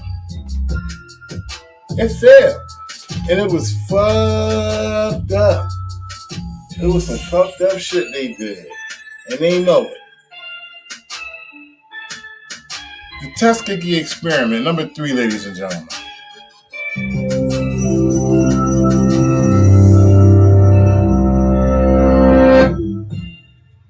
I'll take that back a little bit. You have an incredible. It says, all I knew was that they just kept saying I had bad blood. Never mentioned syphilis to me. Not ever, not even once. And that's from Charles Pollard, a survivor of the Tuskegee syphilis experiment. Okay? That's chilling right there. For those who don't know anything about the Tuskegee experiment, it told him that he had bad blood. It never said anything about him having syphilis. Cold-blooded shit they did.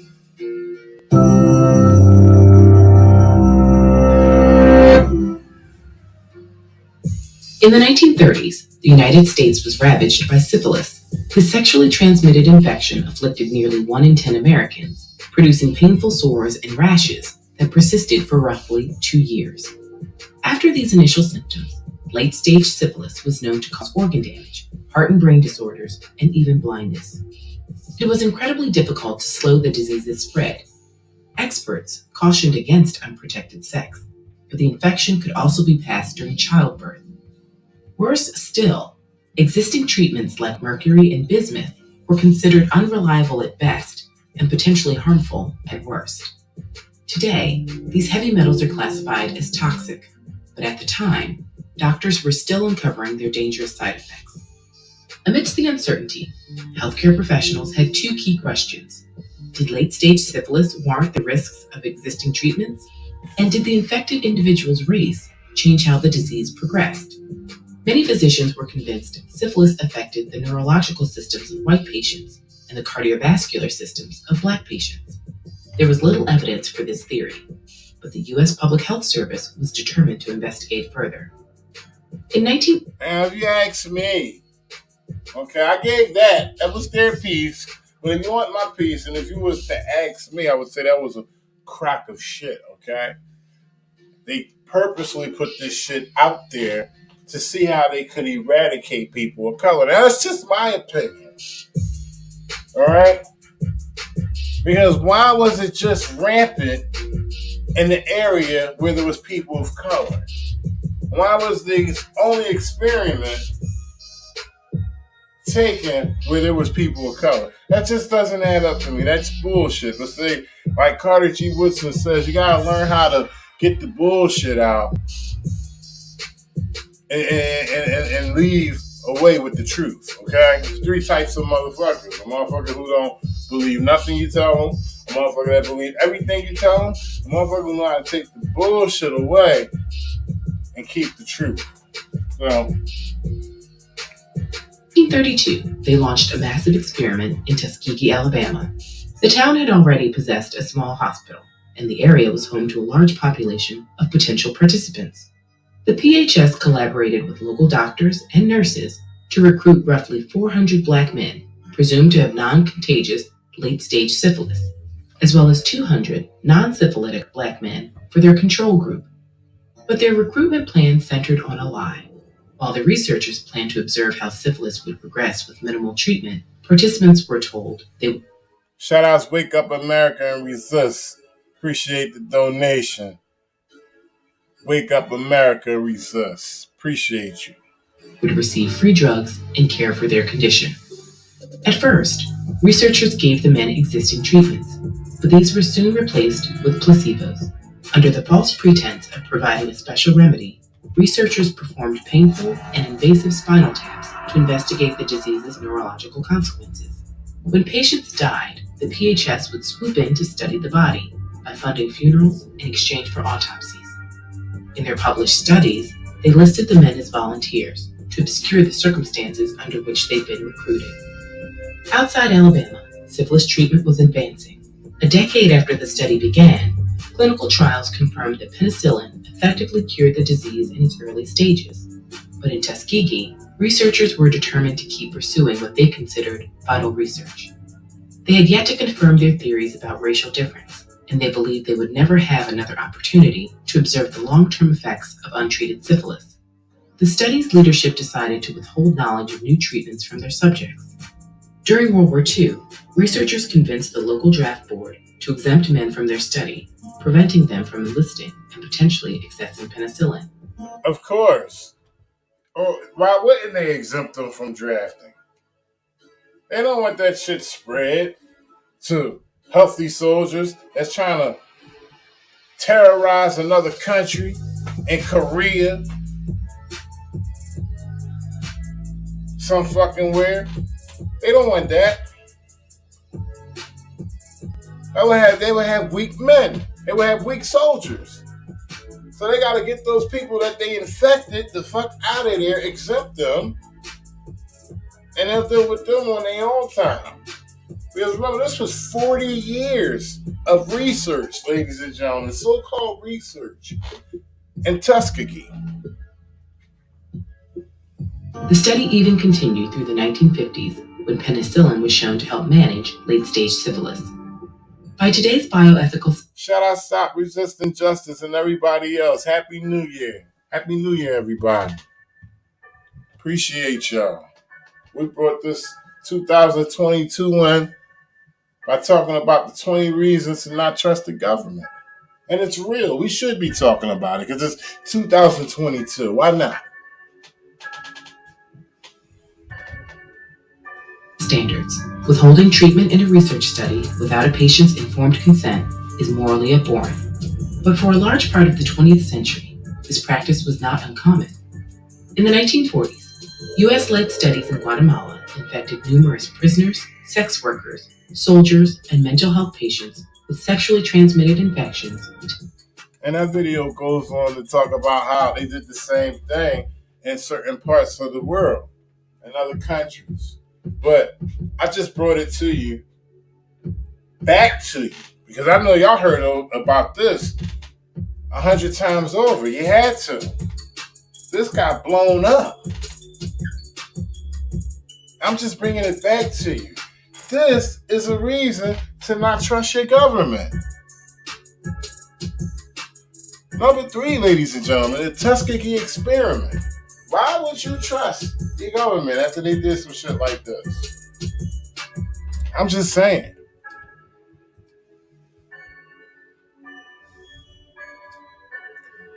Number 2, ladies and gentlemen.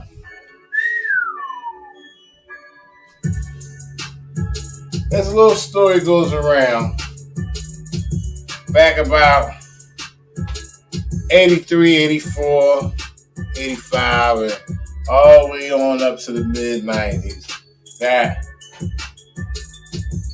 America, sweet Mrs. America, was selling drugs to the good people of Los Angeles. Well, I'd be damned. Number 2 would be the crack epidemic, ladies and gentlemen. The crack epidemic. Oh, this shit ain't just come about out of nowhere. Oh man, this shit was deeper than what a lot of you think it is, okay? This shit made so much money. And I'm not talking about the money within America, ladies and gentlemen. I'm talking about the money that it made outside America. I'm talking about the money that it made to fund the Nicaraguan war. You know, the Sandinistas, when they was coming through and spreading communism, while America and all that shit. And, you know, America decided to use the money that they made from giving the good, wholesome black people of the city of Los Angeles crack. And that money they made, they sent it over to an Iranian arms dealer. So in turn, they could send that shit down to Nicaragua to help them fund the war. Well, I'll be damned. Its eye on America. Accusations, underscore the word accusations, that are nothing short of explosive. They are that the CIA knowingly and intentionally did what amount to pump crack cocaine into Los Angeles to help fund rebels in Nicaragua. Whether or not these claims prove true, the anger they produced is very real. The Justice Department and Congress are investigating, and so is CBS News. Here's what correspondent Bill Whitaker can report to you tonight. The decade-and-a-half crack epidemic has exacted a ruinous toll. It breaks my heart.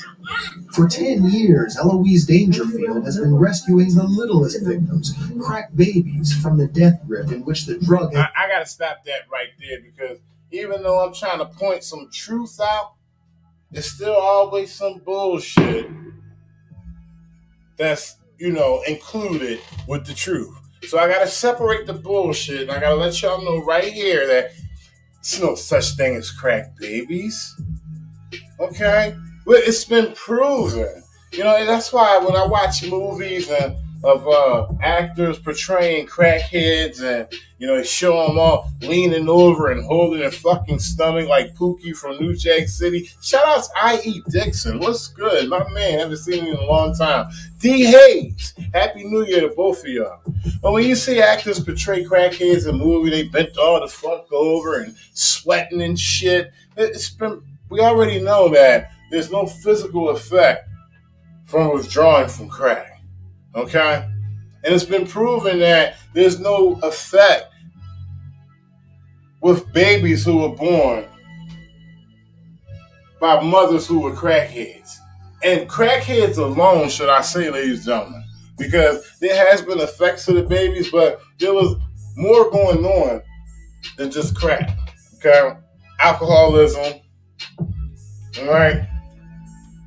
Probably taking opioids. There was a combination of things that made the baby, that put the baby in a fucked up situation. But a crack baby, I'm letting y'all know now, ladies and gentlemen, there's no truth to it. That was just something to be put out there to make the situation even worse. And that's real rap. That is real rap. Has ensnared much of South Central Los Angeles. We see a lot of our children being neglected and they're abandoned. And all of this is behind crack. Along with crack came the thud of police truncheons, a boom in drug arrests and homicides. Read it, but you can't just keep it to yourself. So when LA's black citizens heard of the San Jose Mercury News reports claiming CIA-backed Contras opened the first pipeline for Colombian cocaine to their communities, their first reaction, shock. Their second, anger. You want to know why black people don't believe in the government? Because we know what the government is capable of. My God, my God. What's next? Facing life in prison, LA's biggest crack dealer now is saying he was a pawn in a CIA plot. And his argument was convincing enough that a federal judge postponed sentencing to consider evidence that his main supplier was an agency operative. His whole intentions was for me to make more money. The more money I made, the more money he made, and I guess the more money that he would have to help sponsor the war. There is no evidence directly linking the CIA to the drug sales, and the CIA says its own internal investigation has found no connection. Yet here at ground zero of the crack explosion, the story simply won't go away, and new circumstantial evidence raises new questions. It's basically immoral. Prominent LA attorney Harlan Braun insists there is strong evidence of a CIA drug connection. Braun is no radical. In fact, he represented one of the LAPD officers in the Rodney King case. Earlier, he handled a law enforcement corruption case and filed this motion. It details a 1986 house search in which deputies found a man. Crack epidemic, ladies and gentlemen. Do I need to go more into that? If y'all want to hear more about that, I could do a special on that, because that could go for hours. That shit was deep, okay?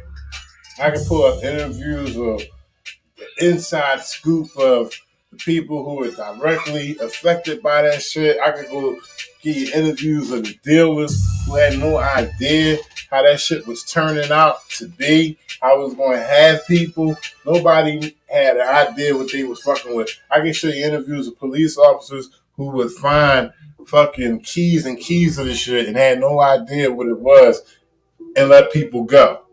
Okay? This shit is crazy. That was number 2, ladies and gentlemen. The crack epidemic. I want to give a special shout out to everybody in the chat. Rooster Cockburn, he says, I tried crack one time and one time only. You really do hear locomotive trains. Wow. And that's crazy. But it's real. It's real. Shout out to everybody that made it up out that situation, okay? Another thing is it's not as addictive as they say it is, because that was the case. Everybody be fucked up. They say it's what? 99% effective? That's bullshit. A human is stronger than that.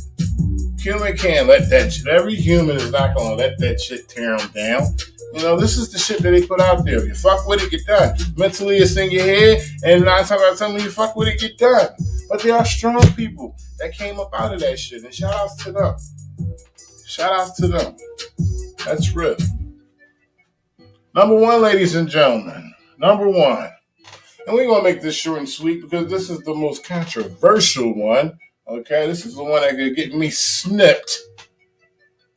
Snipped real smooth like. Shout out to Mike Jones. Happy New Year's, my man. Grab it hard. Happy New Year's. We're not going to spend a lot of time on this one because we already know what the deal is. In today's day and age, ladies and gentlemen, number fucking 1, okay, would be America's illegal, tyrannical motherfucking order. Okay, set by one and only Joe Biden. A couple months ago, made an announcement that corporations are going to have to follow his order. Since then, a couple of cities have adopted the order as well. Most notably the one that I'm in, Boston, Massachusetts.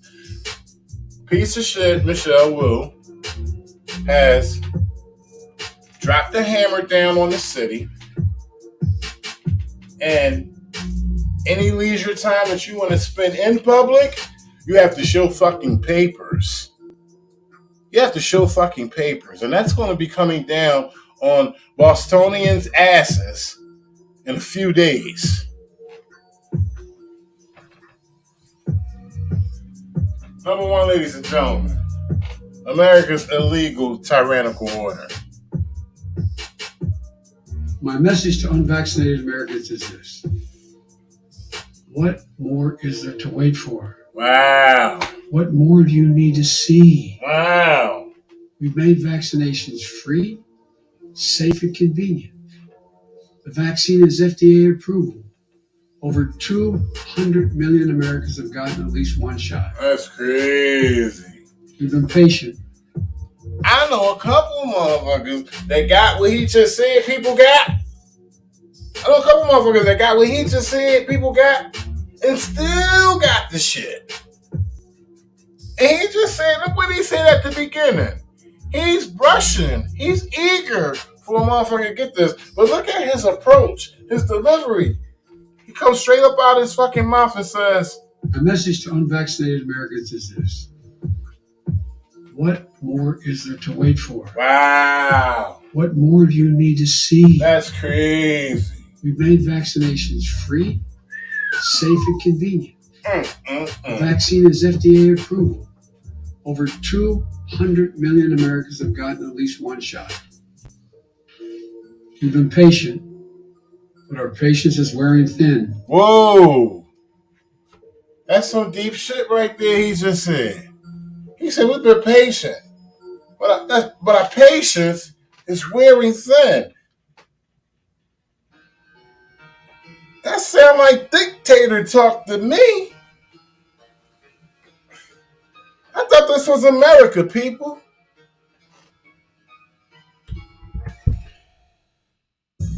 Safe and convenient. The vaccine is FDA approval. Over 200 million Americans have gotten at least one shot. You've been patient, but our patience is wearing thin, and your refusal has cost all of us. So please do the right thing. But just don't take it from me. Listen to the voices of unvaccinated Americans. They done drew a line. They done made it us against them, or them against us. However you want to look at it. But he's trying to separate the people. This has been done in so many ways in history, okay? And people are starting to fall for the game again. Shout out Oregon Road.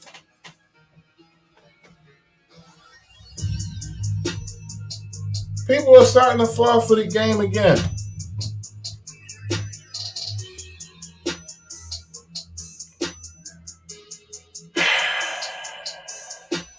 Ladies and gentlemen, I just bring it to your face, okay?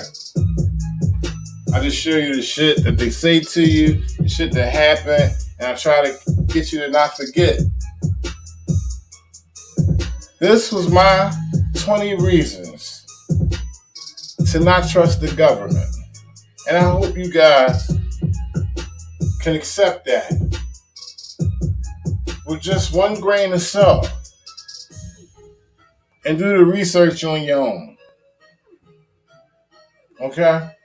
Please share. I appreciate y'all hanging out with me. It's been 2 hours and 34 minutes. All right? I did this purposely. I wanted to bring in the new year in with you guys. Appreciate that.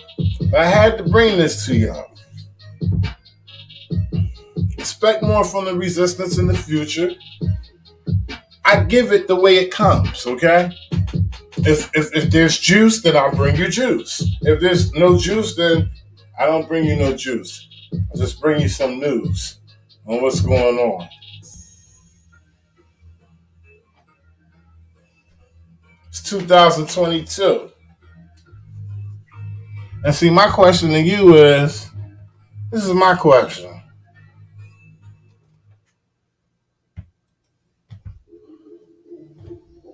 What has the government done for you?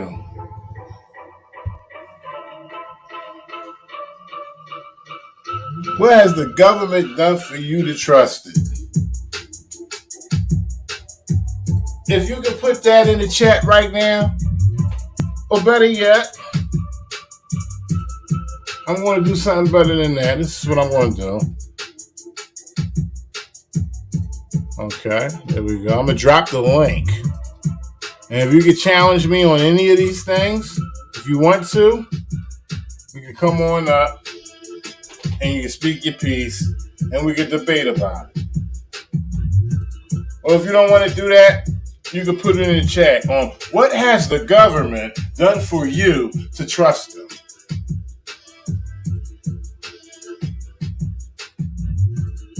It's 2022, ladies and gentlemen. I'm happy to bring it in with you. I'm going to fade the black. Remember, put that in the chat if you can. A couple minutes, I'm going to cut this stream.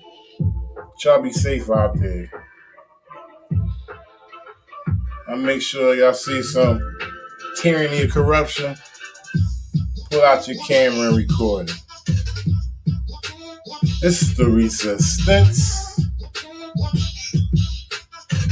Shout out to Queen, Annetta Williams, all the way from Wynne, Arkansas. D. Hayes, Patrick Bellarmine.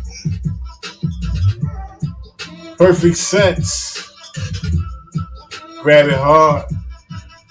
Dreamland Resistance. Loke Resistor from Weymouth, UK. Roaster Cogburn. Special shout out to a loyal resistor. Wake up, America, and resist. Wake up, America, and resist. Shout outs to you, brother. Happy 2022.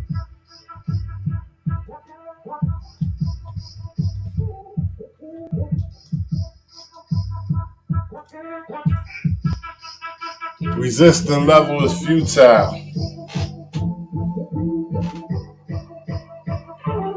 Shout out to resisting level is futile.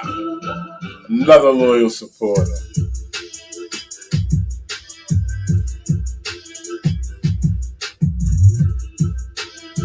Make sure y'all have a good night. I'm about to eat some black eyed peas.